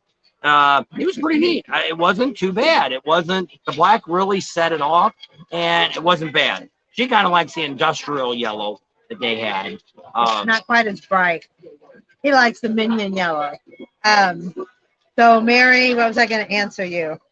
Oh, I had a girlfriend that used to ride. They had a KTM, a Ducati, a Buell, and an Aprilia. Different times. But she worked on her own bike. She would drive her bike into the living room and tear it apart and work in her living room. And they had kids. They didn't. Well, yeah. Well, her daughter was living with her and one of her grandkids. But yeah, she needed to work on a car. Her garage was too full of crap. So she just pulled it in the living room, put a blanket down, and worked on her bike right there in the living room. So there you go, Carrie. I never saw a YouTube on the new CDOs though. If you go and look at Ozark, riding the Ozarks, he did one the other day on, I think he was talking about the 121 CDO coming out. So he just did one this week. What is today? Friday. Yeah. So yeah, this week he came out with one. I just seen it the other day. I don't have time to watch everybody's video from start to finish. I kind of thumbed through it just like the Monkey Man when I watched his the other day. And then when somebody said, hey, he gave you guys a shout out. I'm like, oh, I didn't hear it. So she listened to it. It was actually, luckily it was in the first couple minutes. I don't know. I put Rider X in timeout. Sorry. I don't know. You'll have to do it on that one, I guess. I don't think I hit anything. Nothing came up. You'll have to do it on this one. Sorry, Rider X. Ralph says, remember the Honda that came out with the 750? All of a sudden, they all had Kawasaki's came out with the 500 triple that shut the Hondas down. We had a 750 Honda. That's what it was, 81 750 Honda. See you folks in Sturgis. Governor loves you guys up there. Also, folks, like high risers on boat. Cool. All right, Mary, you take care. Bike net. Yep. So have a good night, and we'll see you in Sturgis. So are you guys going to stay at Buffalo Chip with us? Lady Tam says, be safe, ride safe. I don't know. Except it's on mine. Ride safe and enjoy life later. Bye, Lady Tam. Ralph says, you never met that monkey garage dude. Yes, we've met him several times. He's very nice. And his wife's a doll. We met him in Sturgis. We met him somewhere else, I think, before Sturgis. And then in Sturgis, we actually got to sit down and talk with him a little bit. So he's a good guy. And we'll meet him when we go to Leesburg. We're all staying in Camp Easy Ride, I think. So we'll get to see him there. And he says he can't wait to party with us. So, oh, there, it came up. Is it up there now? Rider X? I don't know. Wyatt said he was putting time out. Well, it said you had 300 seconds. So I don't know, 300 That's seconds. like 5 minutes. So I don't know what you did. You got to watch when you hit the sides. You need to hit, always hit over here, because that's when it messes up. When you hit. My former husband rode Triumph bikes. Those are fun, but they're different. I don't know if I could ride one because everything's opposite. The brake and the Triumph bikes. The older ones, the newer ones, I don't think. They're not. I don't think they're left-handed, right-handed. I think it's just on the older models that they were back. Everything was backwards. The clutch was on the other side, throttles on the other side, the shifters on the other side. It was real hard to ride. I don't know how I got it out before. You can on your phone because you got it as a watcher. You're not in the YouTube studio. Well, I don't know how I would have timed him out then. It's when you hit over here. You got to make sure you hit there. He'll be in 5 minutes. He'll be back. You can text me, Ryder X. Yes, OCC Choppers is in Clearwater. It's right next to Bert's Barracuda. We're working on getting over there, but a lot of people say, look, talking to the old man, he's outdated. Nobody wants to hear from him. We're still going to go over there and see. If we get him on video, great.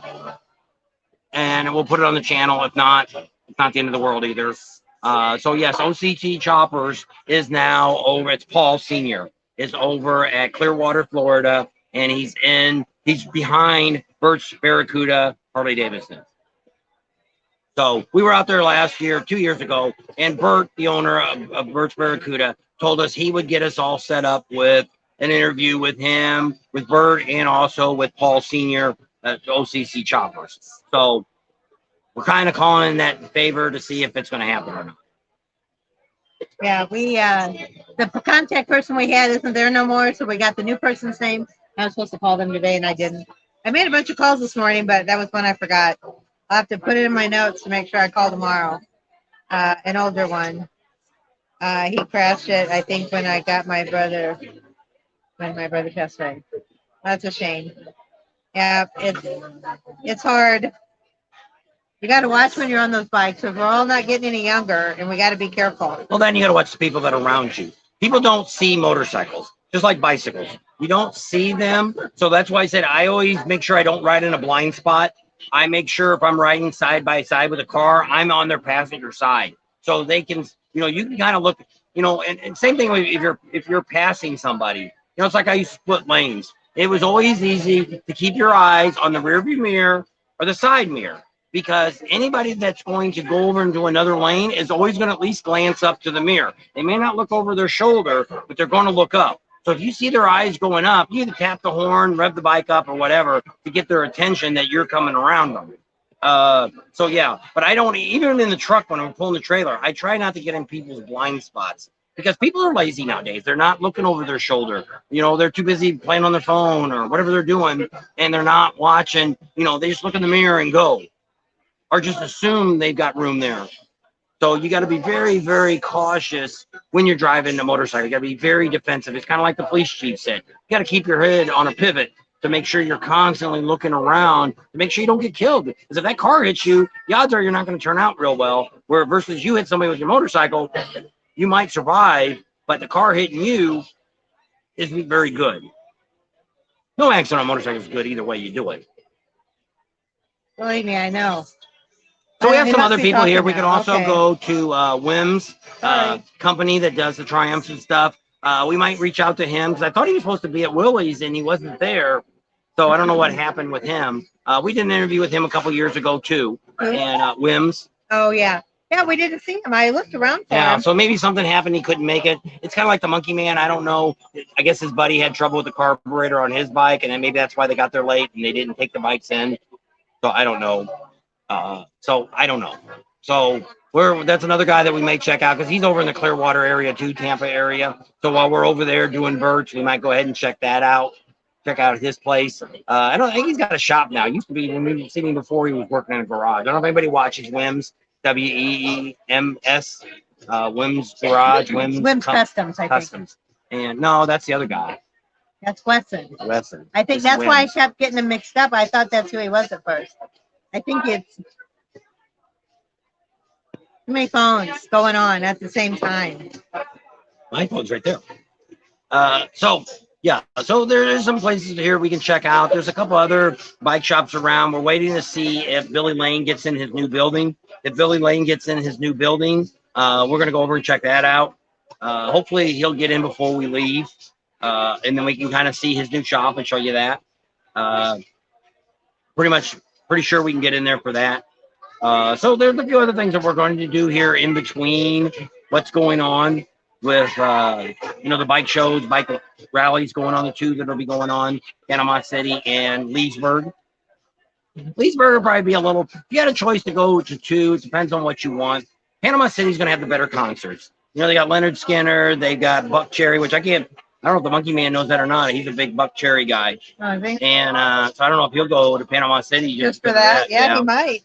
And they're there. Also, what's the headbanging guy? Rob Zombie. Yeah, Rob Zombie's coming. If you're a Rob Zombie fan, I forget what the other night is. First night is Wednesday night. They always have a free concert. Yeah, I think that's who Buck Cherry is. You think it's a free concert? I think so.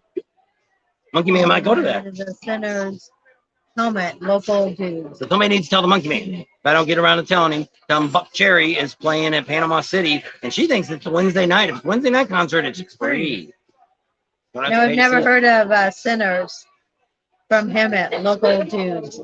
What do they know? The Sinners, the local, I guess, motorcycle club. Out here? No, in California. From Hemet. Don't know. There's a lot of motorcycle clubs. We're not expert on motorcycle clubs. We are going to do a video soon and tell you what we know about motorcycle clubs. And Tara will be there as well. How to handle yourself. Is that a band? Yeah. That's Adam says that's another one coming.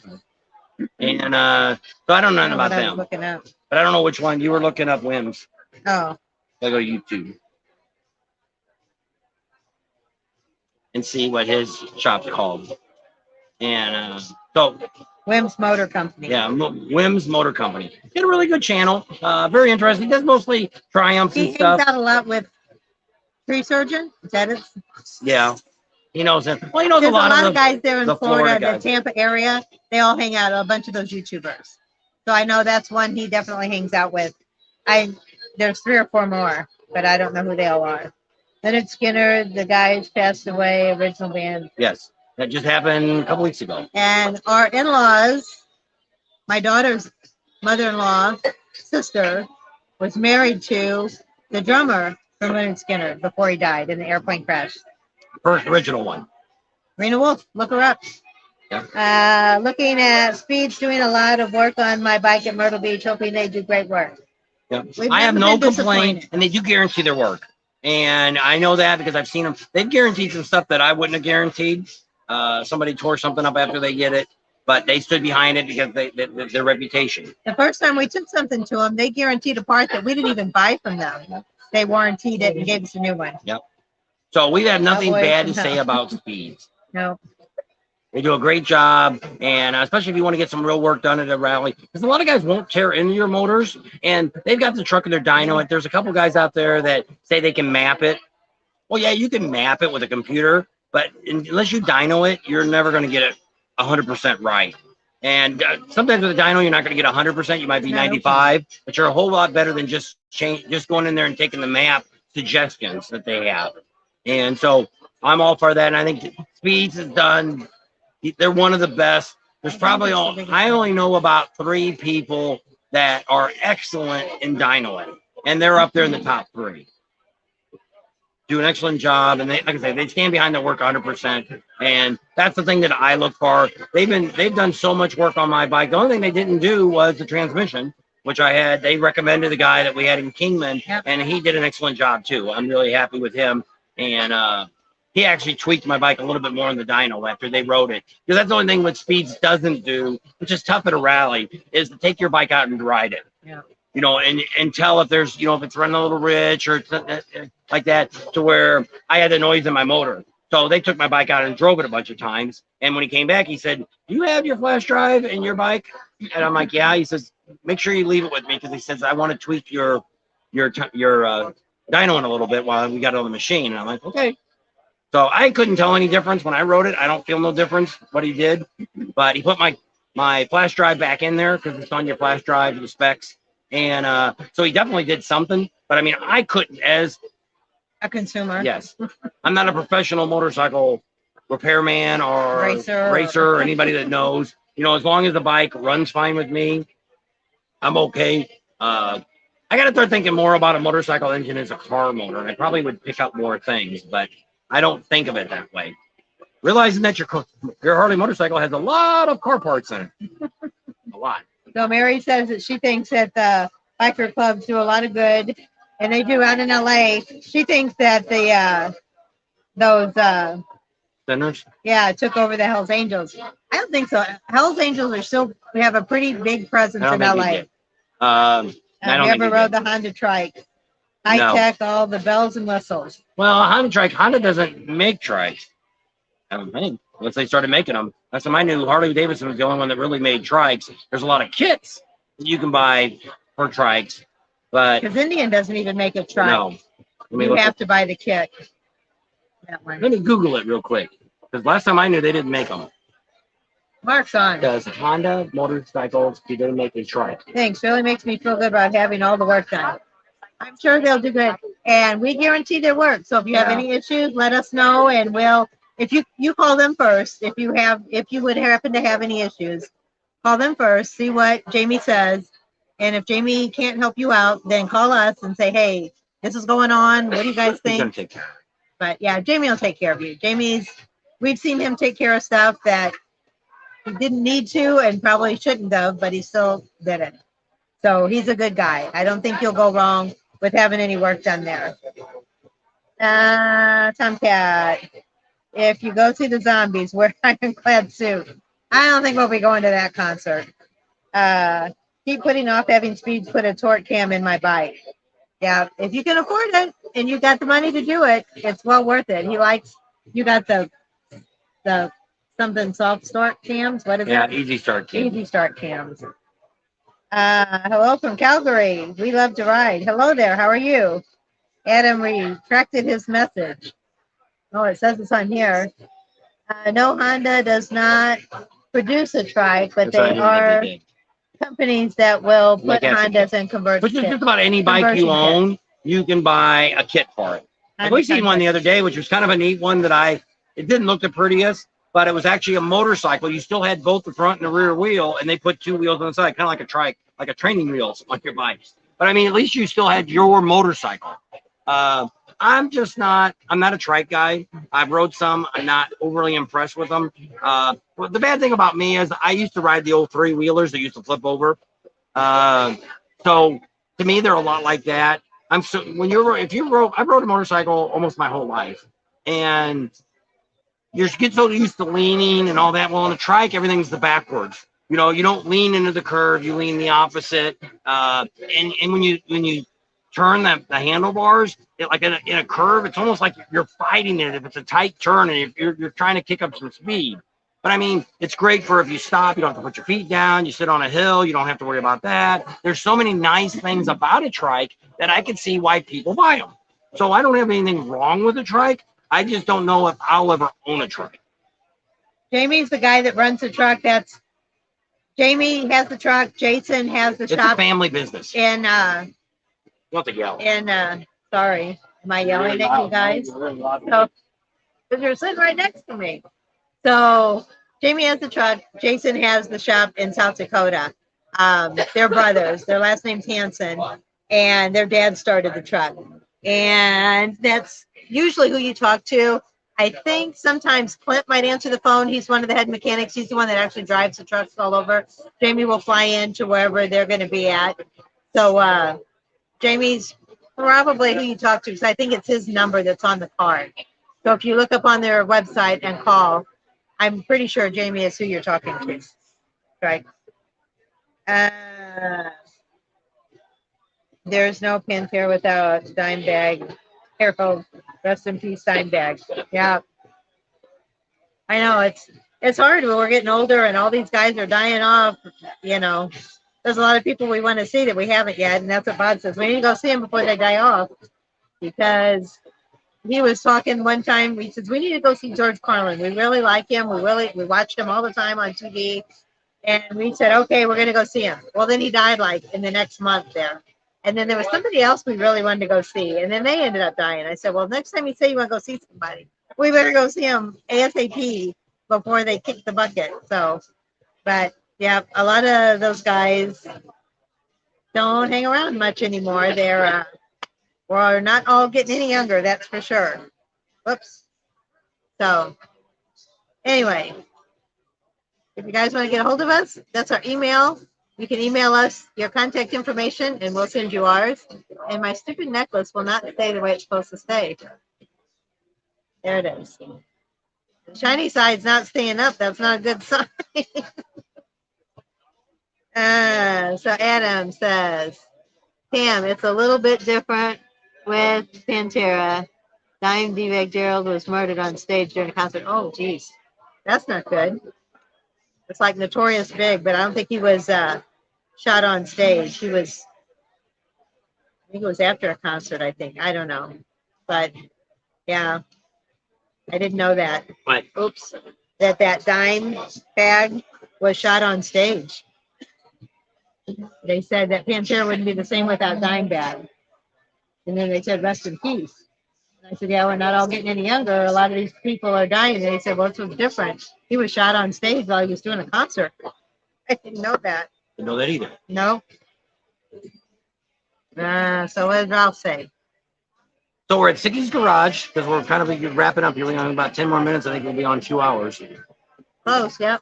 And so we want to, let you know we're at Sicky's Garage. Really great place. They were very hospitality to us today. They were the waiter that we had was kept us filled with drinks. We're going to order some hot pretzels when we get done here, and then we'll head back to the old RV. And we got invited to John's house. Oh, it's getting late now. I'm tired. We've been up. That's our bedtime. Go back and take showers and feed the duck and be ready for bed. There's a duck. Haven't seen the duck. I'm gonna put the duck. I took a picture of him. He's on videotaping. Well, he wasn't doing nothing. He just stands there and looks at you. No, he was eating. Well, there, but when I see him he guards the men's bathroom during the day. He was out there and just standing by the bathroom. Some girls said these little girls were standing there and go, oh, I don't know. I said, just walk by him. He doesn't do anything. He just stands there and looks at you. He's a black duck with a red head. He's a red-headed picker. Hey, Bob and Sam. There's Brad. George Carlin and Richard Pryor, best comedians ever. Yep. One thing I was the only person that I never got to go see was George Carlin. I said once he said we're gonna go see him, he died. Yep. So now I see everybody. Better, Sicky's Garage or Ford's Cafe? I don't want to save mine. So what's that tell you? Sicky's has got more of a. Sicky's Garage is more of a universal automotive. Motorcycles could fit in here. I don't know if they do a bike night here, but they do the one in Rapid City. That's the only one we've ever really dealt with. Ford garages, we've been to a lot of the Ford garages. Adam says he votes Ford. Or Sicky's. So it kind of like Adam did the video there, and he did a really good video there at Sicky's. Yeah. Ford garage, it's not really. I don't know if they do any bike shows at any of the Ford garages or anything like that, or car shows. They might. The one down in Fort Myers was actually the original one, because that's where Henry Ford and Thomas Edison had houses next door to each other. You can go down there and tour both of them. Kind of neat to see if you ever get down there. We never did it. We go by the houses, but we didn't realize that's where they were from. That they came down here on their vacations. They bought homes. So the Ford garage, I'm kind of a Ford guy. Actually, I like almost any American-made car. I'm okay with that. I had Chevy, Chryslers. I'm not a foreign guy. I've driven a lot of foreign cars. But if I'd ever own a foreign car, my grandpa would roll over in his grave. You had a Porsche. Well, don't tell him that. Grandpa was still alive then. You had the Porsche. What am I looking for? I don't know. Groups. Somebody's on Facebook. What? It won't let me. I don't want this. I don't want to make a post. I've done it twice now. Discard post. That's what I want. Goodness. Sherry Reynolds. That's who it is. That's one of our subscribers that are going to be heading to Sturgis with us. She's one of our hog members we used to ride with back in California. Back in the day. Ralph is, Atlanta ever would say. meet Jay Leno? How many times have you met Jay Leno? A lot. She even got pictures. I'm on my call. No, I don't. She has pictures with Jay Leno. We've probably seen Jay. We've got Sherry. We got a bunch of pictures. If you ever make it to our house, we've got pictures in my office of her with Jay Leno. I don't ever want to see myself. So she got 2 or 3 pictures with Jay Leno. I got one when Jay was in his car making a funny face coming in the NBC. We've seen Jay Leno a bunch of times. The best time, which we want to do when we go back to California, we'll do it in June when we go back. Jay Leno plays every Sunday night in Hermosa Beach. Hermosa. Whatever. Hermosa.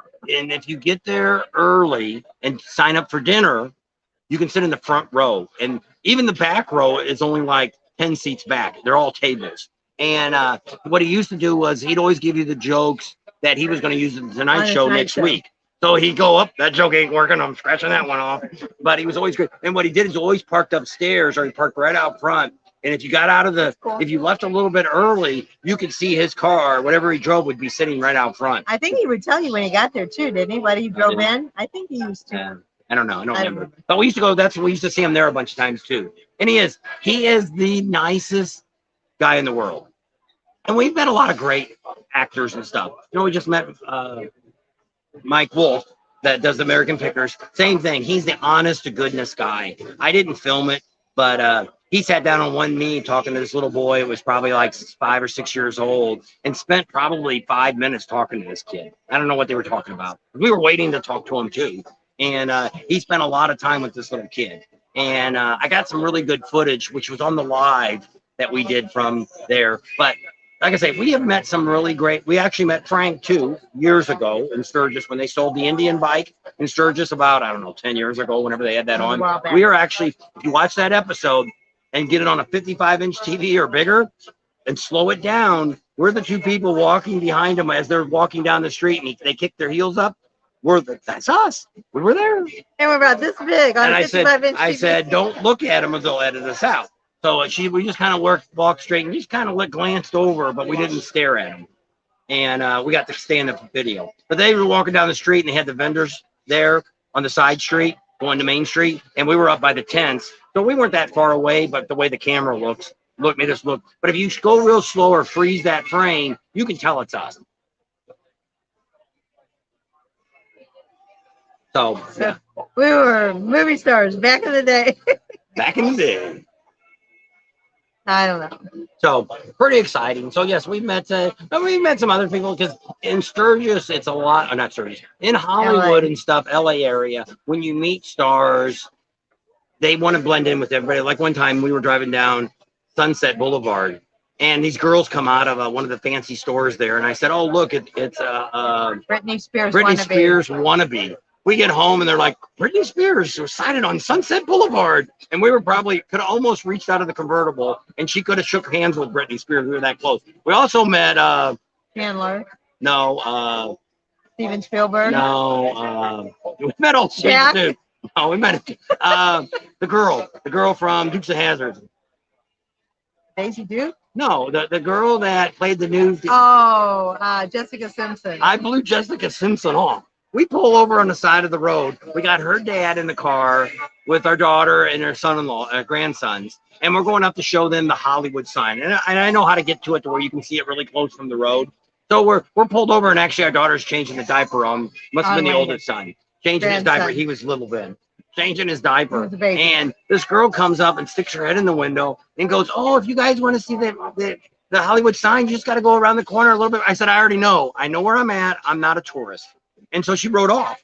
And then a few minutes later, this guy comes walking by and he says, "Oh, did you guys meet Jessica Simpson?" And I'm like, "No." And they're like, "That girl that was just talking to you on the bicycle?" And I'm like, "Yeah, that was Jessica Simpson." I drove around for like 20 minutes looking for her. She had a ball cap on, and she had it pulled down, had no makeup on. And so you never know who you're going to meet. So I blew off Jessica Simpson back when she was hot. I'm not saying she ain't hot now, but it was right after the Daisy Duke movie. Yeah, when the movie came out, not the TV show. Hey, send a pic to your email. Did you get it? It says hi. I'll have to look, bro. Raz is on. I don't think I've seen that name before. Oops. I don't know. It's not coming up on that video or on that. I don't know. Oh, there it is. Sit on here. Are you guys out to make a bullhead for the bike rally? Nope, we're not going to be out there. Because it's the exact same time Panama City's doing theirs, so we can't do it. It's supposed to be, which Mike's not on here yet. He's supposed to know pretty soon if he's gonna be making it out there, and he was gonna. If Mike can do it, he was gonna film the whole thing if he can get off. Enough beer. Doesn't taste. It's not Warm. cold anymore. This I don't know. It wasn't Michelob Ultra. I don't know what it is, Budweiser or something. It tasted like Budweiser. It was. I like Budweiser. But it was good when it was cold, but now it's. And but we appreciate the free beers. Drank them all. Yeah. All gone. But I think it was Budweiser. Yeah, I like Budweiser. It's better when you get it right out of the factory, right? Have you ever in St. Louis to go through the brewery tour? He never liked beer until he went there and she had a Budweiser out of the tap. I like that. Or Twin Peaks Dos Equis with lime, and it gets the ice on top. That's good too. They opened a new Twin Peaks down in Daytona. Yep. So I don't think it was officially open yet. It looks like they're still training when we went back there Monday. Tom Wallop used to act at the Barn Theater in Augusta, Michigan. Also Jennifer Garner, my parents, I've met them both. I know. I mean, it's a lot of people are just like out and about. I met Willie Nelson when he was younger. Wasn't where he's really old now. We met Willie Nelson back in the 90s somewhere along. Met him down in Houston switching planes. And same thing there. We're getting food. It's like 5 o'clock in the morning, and our plane just landed. And we're standing in line. There's a guy in front of us. So we get to the cashier, and I'm like, wow, that could be Willie Nelson's twin. They said it was Willie Nelson. He comes in here and switches planes to get to Austin or wherever he lives. And I'm like, really? So we take our food and we walk back down, and we're like looking around, and I sit down and I look over at the next. No, he was in our terminal. I look over and I'm like, there's Willie Nelson and his wife. And I'm like, oh man, should I go over there? Should I talk to him? So I had my camera, because this is before phones were really taking pictures. It might have been in the 80s. And so I walk over there and I said, Mr. Nelson. And I say, well, Mr. Nelson, can I take your picture? And he's like, yeah, sure. And his wife scooted over, and I'm like, no, you stay with him. I want to get a picture of both of you guys. I didn't get an autograph or nothing, but I do have the picture at home that on my wall in my editing room that I took of both of them. I met what's the guy that was on Roseanne? The guy that was on the show? John Goodman. John Goodman. I met him at the airport in St. Louis. He's actually from St. Louis. Seen him at the airport. Didn't get to talk to him because he got into it with a guy arguing about Roseanne.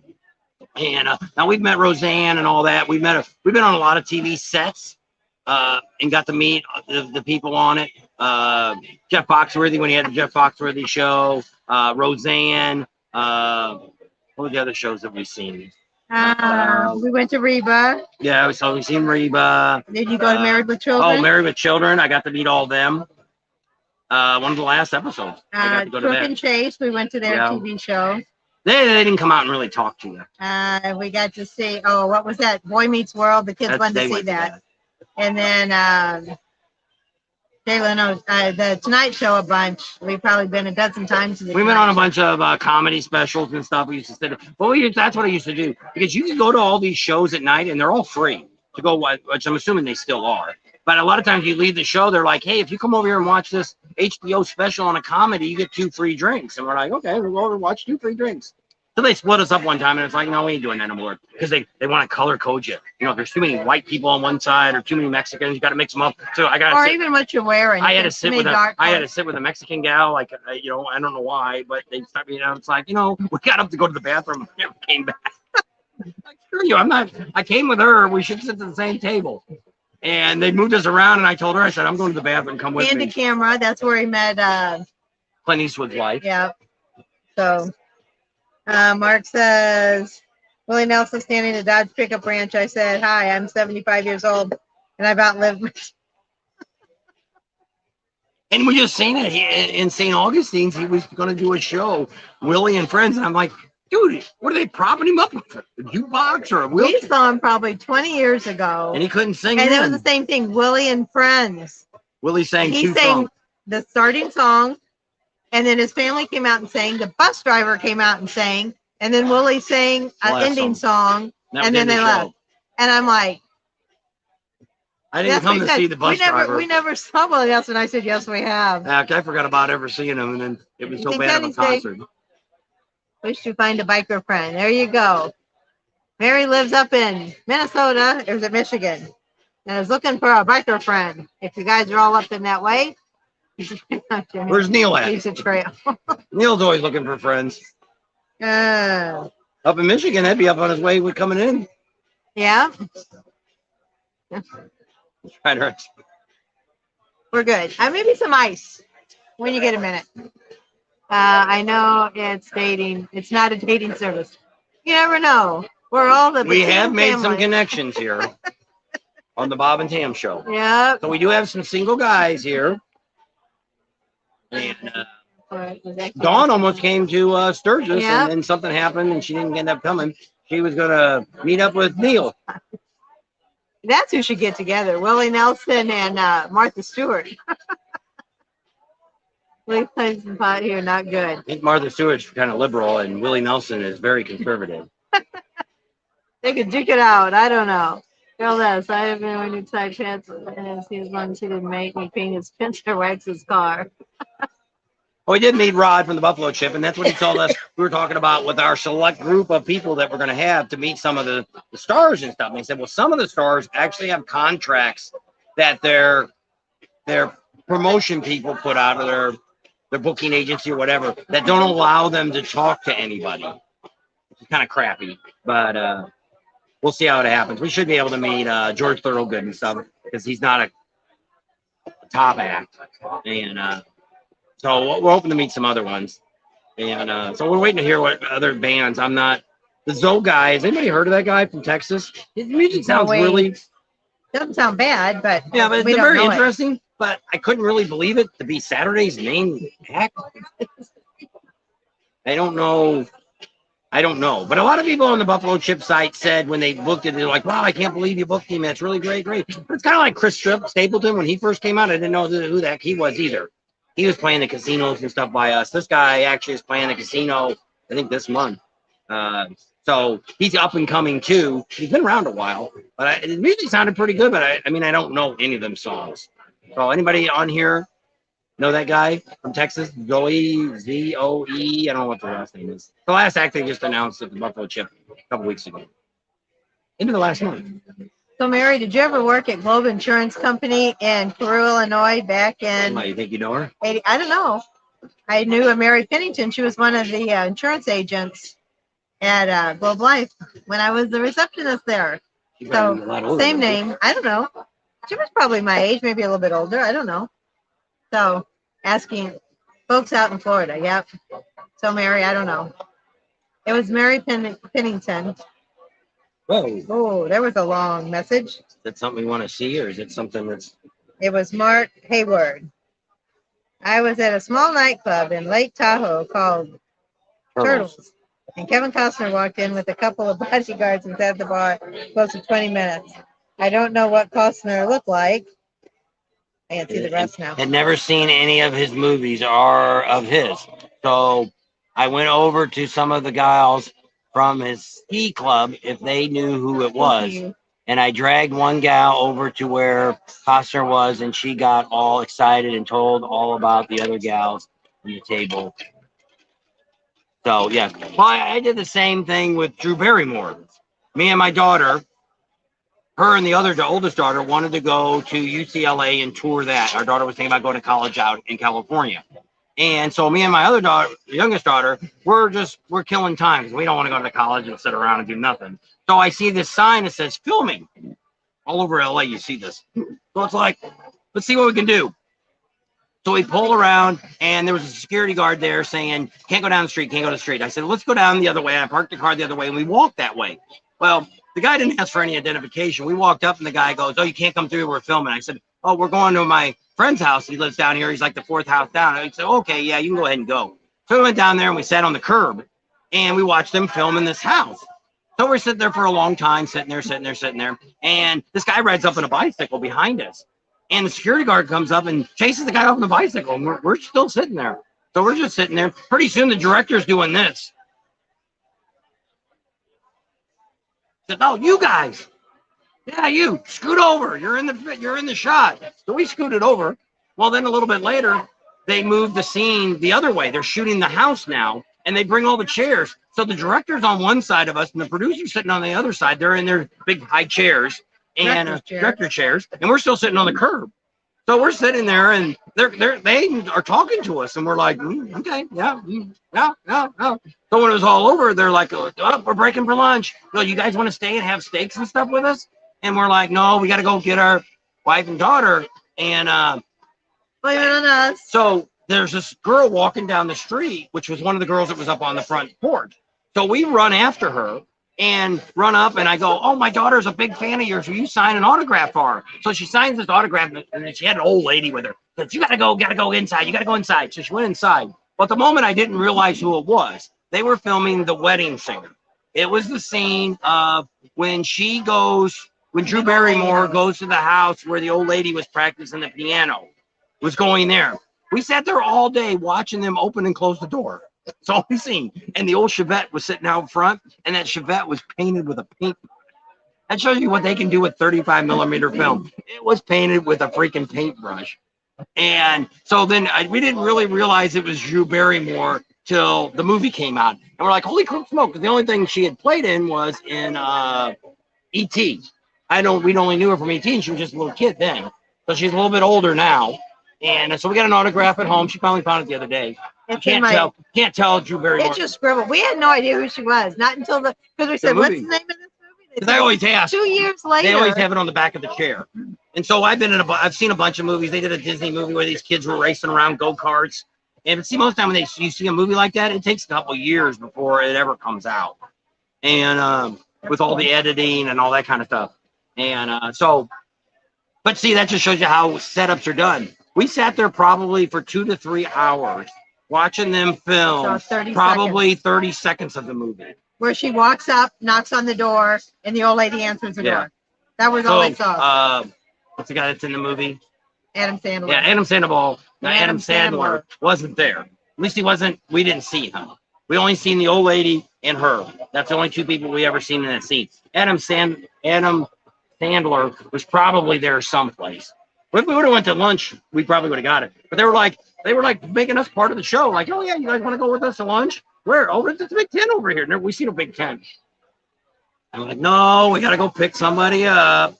We didn't have a dozen phones back then. I don't know if we had any phones. We probably didn't have any. You know, they were just it was supposed to be 2 hours or 3 hours. We were doing the tour, and then so we said, okay, we'll meet you back here at whatever 3 hours later. So. That's another sign that we met somebody. Okay, so Mary, did you ever work at Globe Life in the Peru, Illinois? Early in Peru LaSalle area? That's what I got. If I wanted to read a book, I would have gone to the library. I had a chance to say, looking good, girl. Thank you. David Hamilton said, hey, Bob. And Pam Dave's here. Pating. Pating Nation. I said it when we first came on. Yeah. We came on at the beginning. For a friend. All right. We're at 10 minutes after now. You're over the 2 hour mark. All right. Can't stand back far enough to see who's looking at someone to ride with in Michigan. I am near Kalamazoo. Tim Doyle's heading out. He's heading to bed. There you go. Mary, did you see that? Mark Haywood is in Kalamazoo. No, never. Adam's leaving. All right. Good night, Adam. Tell Katie to call me. I'm free tomorrow. I don't think we're doing nothing, are we? Watching it rain. There we go. Work on that video. We're going to go ahead and wrap it up tonight. We appreciate all you guys coming out. We love meeting you. It's part of our YouTube. We love meeting people. And no matter what anybody else says in different YouTube channels and things like that, that's one of the things we really enjoy. We really do enjoy meeting you. You see us talking to somebody, unless the camera's up in their face, you can pretty much come and talk to us. And so, like somebody the other day just said they were at Boss Hoss, they seen us out there, and they seen us talking. But a lot of times like that, we were actually just talking to the owners of Boss Hoss. She was talking to her, and I was talking to Devin. And to where you're more than happy. One of us, we only got one camera up at a time. if I'm out to just filming camera, I'm just getting B-roll. You can come and talk to me if I'm just walking around with a camera on the ground or shooting bikes. None of that it's B-roll. I'm not using any sound on that anyway, because it's noise I don't need. You can just come up, say, hey, I'd like to meet you, and we could say, oh, sure, come on over, or give us 5 minutes, and we'll be right with you. So we definitely do like meeting all you guys and giving you a chance to know a little bit more about us, more than you do. Nice for us to know a little bit about you guys, because we enjoy doing what we're doing. This year we're gonna reevaluate the channel. We're gonna have the garage start going at the end of the year. That should be all up and running. So we'll see how all that works out. We want to try to start doing some videos at home. What we're trying to do is get you good content when we're not doing bike rallies. Because a lot of people don't watch us. There's not much going on. They're like, I'm not watching them. And then there's other people that only watch us for Sturgis. Only watch us for Daytona. Because that's the only rallies they go to. They don't look at the other rallies to see what's going on. Me, if I was looking at rallies, that's why we do these rally videos, is if there's a chance, hey, I'd like to go to Galveston. Or, what's Laconia like? What is this place like? Well, you can go back and watch those videos, and we'll give you a good understanding of what's going on in those videos. You can show you what Main Street looks like. We can show you some of the places you can ride, show you a lot of great information. And that's kind of why we've done so many different rallies, where a lot of people think we should do, Laconia again. I think we covered Laconia good enough. And some people say, why do you keep doing Daytona and Sturgis? And the reason we do it is because we still haven't done everything at either one of the two locations. There's so much stuff going on at both of those two rallies. There's no way you can do it in a week time. It just isn't enough time. And Sturgis, the same thing. We still haven't done everything.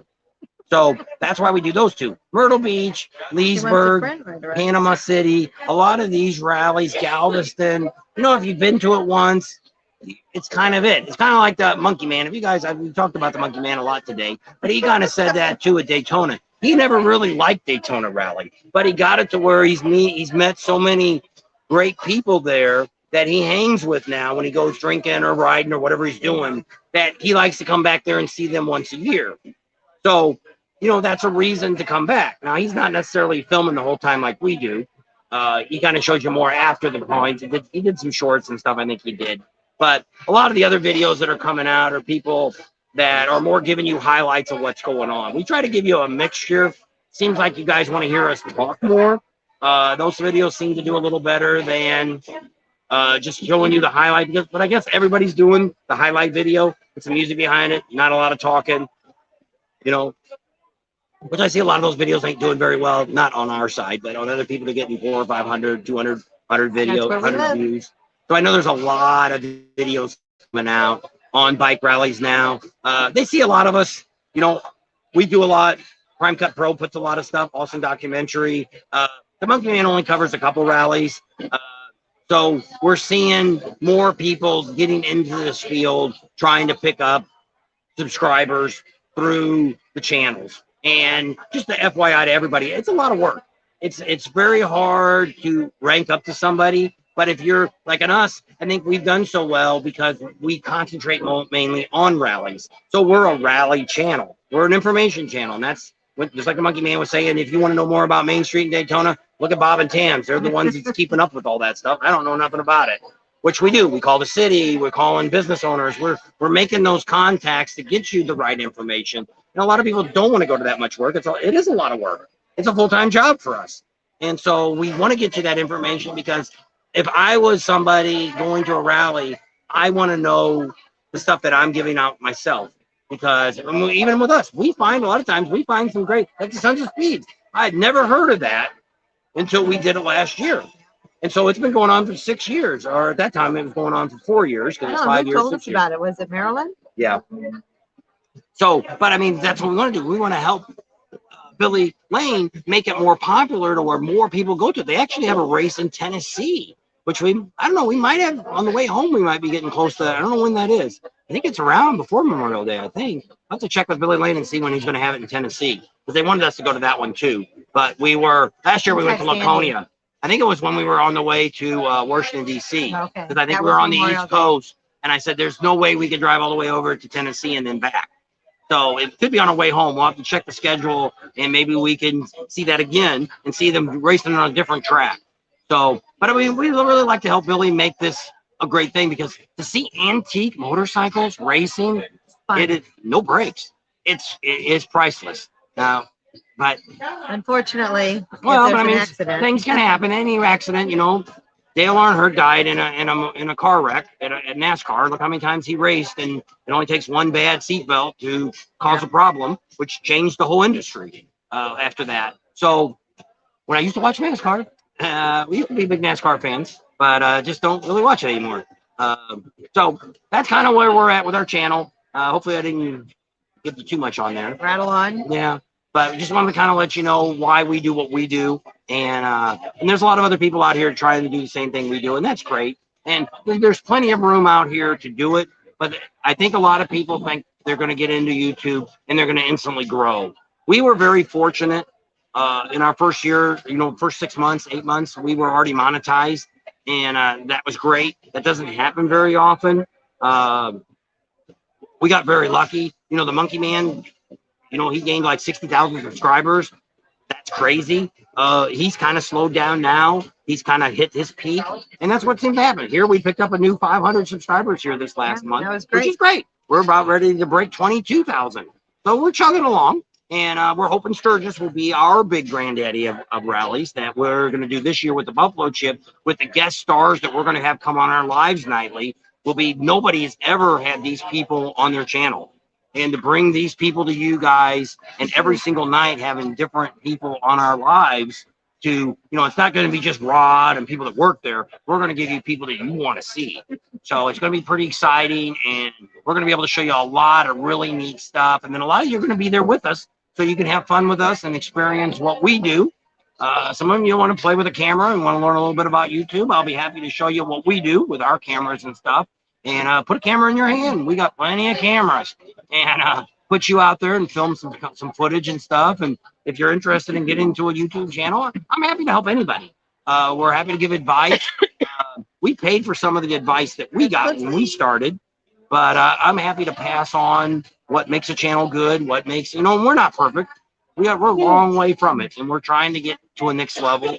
I'm actually taking another course now to try to pick it up and get a little better. So with that, I'm going to leave you right here. And what's the name of the town? Kissimmee. Kissimmee, right here. That's what Eric said. Kissimmee now or Kissimmee later. Yeah, Kissimmee here in the Sickies Garage. Right here, if you want to check it out. Really great place. I had a lot of fun. The other one was a lot better. We had a little bit more. We didn't do it live from there, though, in Rapid City. We only did a video there. So we didn't really get a chance to walk around here with the camera. They got, like I say, they got a film crew now, or not a film crew. They got an advertising media. That's doing all their media. It's in Las Vegas. They don't even know what we're doing here unless they got a camera watching. Well, they could be watching the video. See how many times we said Sickies? We did. We're at Sickies Garage in Kissimmee. Nothing bad to say about it. It was all right. We had fish sticks. You know, it's fish sticks, fish sticks. I'm going to get a pretzel in a few minutes. Order our pretzel. Pretzel. Yeah. Thanks. Hot and fresh. Yep. And I need to learn how to edit. Oh, I know. He does all that. That you almost 99.9% of the YouTube channel. The best time to find out how to edit would be time when we're not at a rally. Yeah. I don't have time to show anybody at a rally how to edit. But if you were anywhere the next 3 weeks, you could come by and I could show you basically what city, Mary? How to edit. It's not that hard, but I used to do wedding videos back in the early 2000s, and I used Final Cut back then. And that kind of got me an idea how to do it. I'm still no expert in it. My son-in-law actually does commercial videos for a living. That's his. He kind of helped me when I first started, show me a few things. But what I use Adobe Premiere. And Adobe Premiere, there's a million videos out there. If I forget how to run a ticker tape along the bottom, ticker tape on Premiere Adobe, boom, pops right up. It's about a 3-minute video. I don't have to spend all day to look at it. Oh, okay, yeah, try it out. That's how you do it again. And because it is, if you don't do it every single day, you don't remember. The transitions are pretty basic, but there's a lot of stuff. We can talk about that. Could be a whole video. I started doing some videos once a week on, it was like Wednesday on how to edit and how to do stuff, how to start a YouTube channel. And I just didn't get many people watching. I only got a couple hundred people, and I just decided it wasn't worth the trouble of me making it. Went to like, how do you start a YouTube channel? He says, all right, I'll start doing it. Every Wednesday will be. What kind of cameras I use, what kind of lighting. You go back and look at them. And but I'm more than happy to ever answer your question. All you got to do, you don't have the email up? Oh, yeah. All you got to do is email us. It's over here. Email us any questions you have, and I'm happy to answer them for you. But that, I got to go to the little boy's room again before my pretzel gets here, so you can wrap it up. You got any more comments? No, Steven just on. Oops, Daryl says, thanks, you. So she's going to say bye. I'm going to say bye to you right now. So she can end it at the end of the end. All right, truck equipment for the next 3 weeks. All right, Mike. Live in the suburbs of Minneapolis. There you go. So now you know where she's at. So thanks for hanging out with us tonight. Love all you guys. We appreciate everybody that watches and hangs out and supports us. Subscribe to our channel if you haven't already. Share with your family and friends. Think about Patreon. Give us a big thumbs up. Ring that bell for notifications. And we'll see you on the next video. Good night. Happy St. Patrick's Day. You guys have a good and safe night. Bye.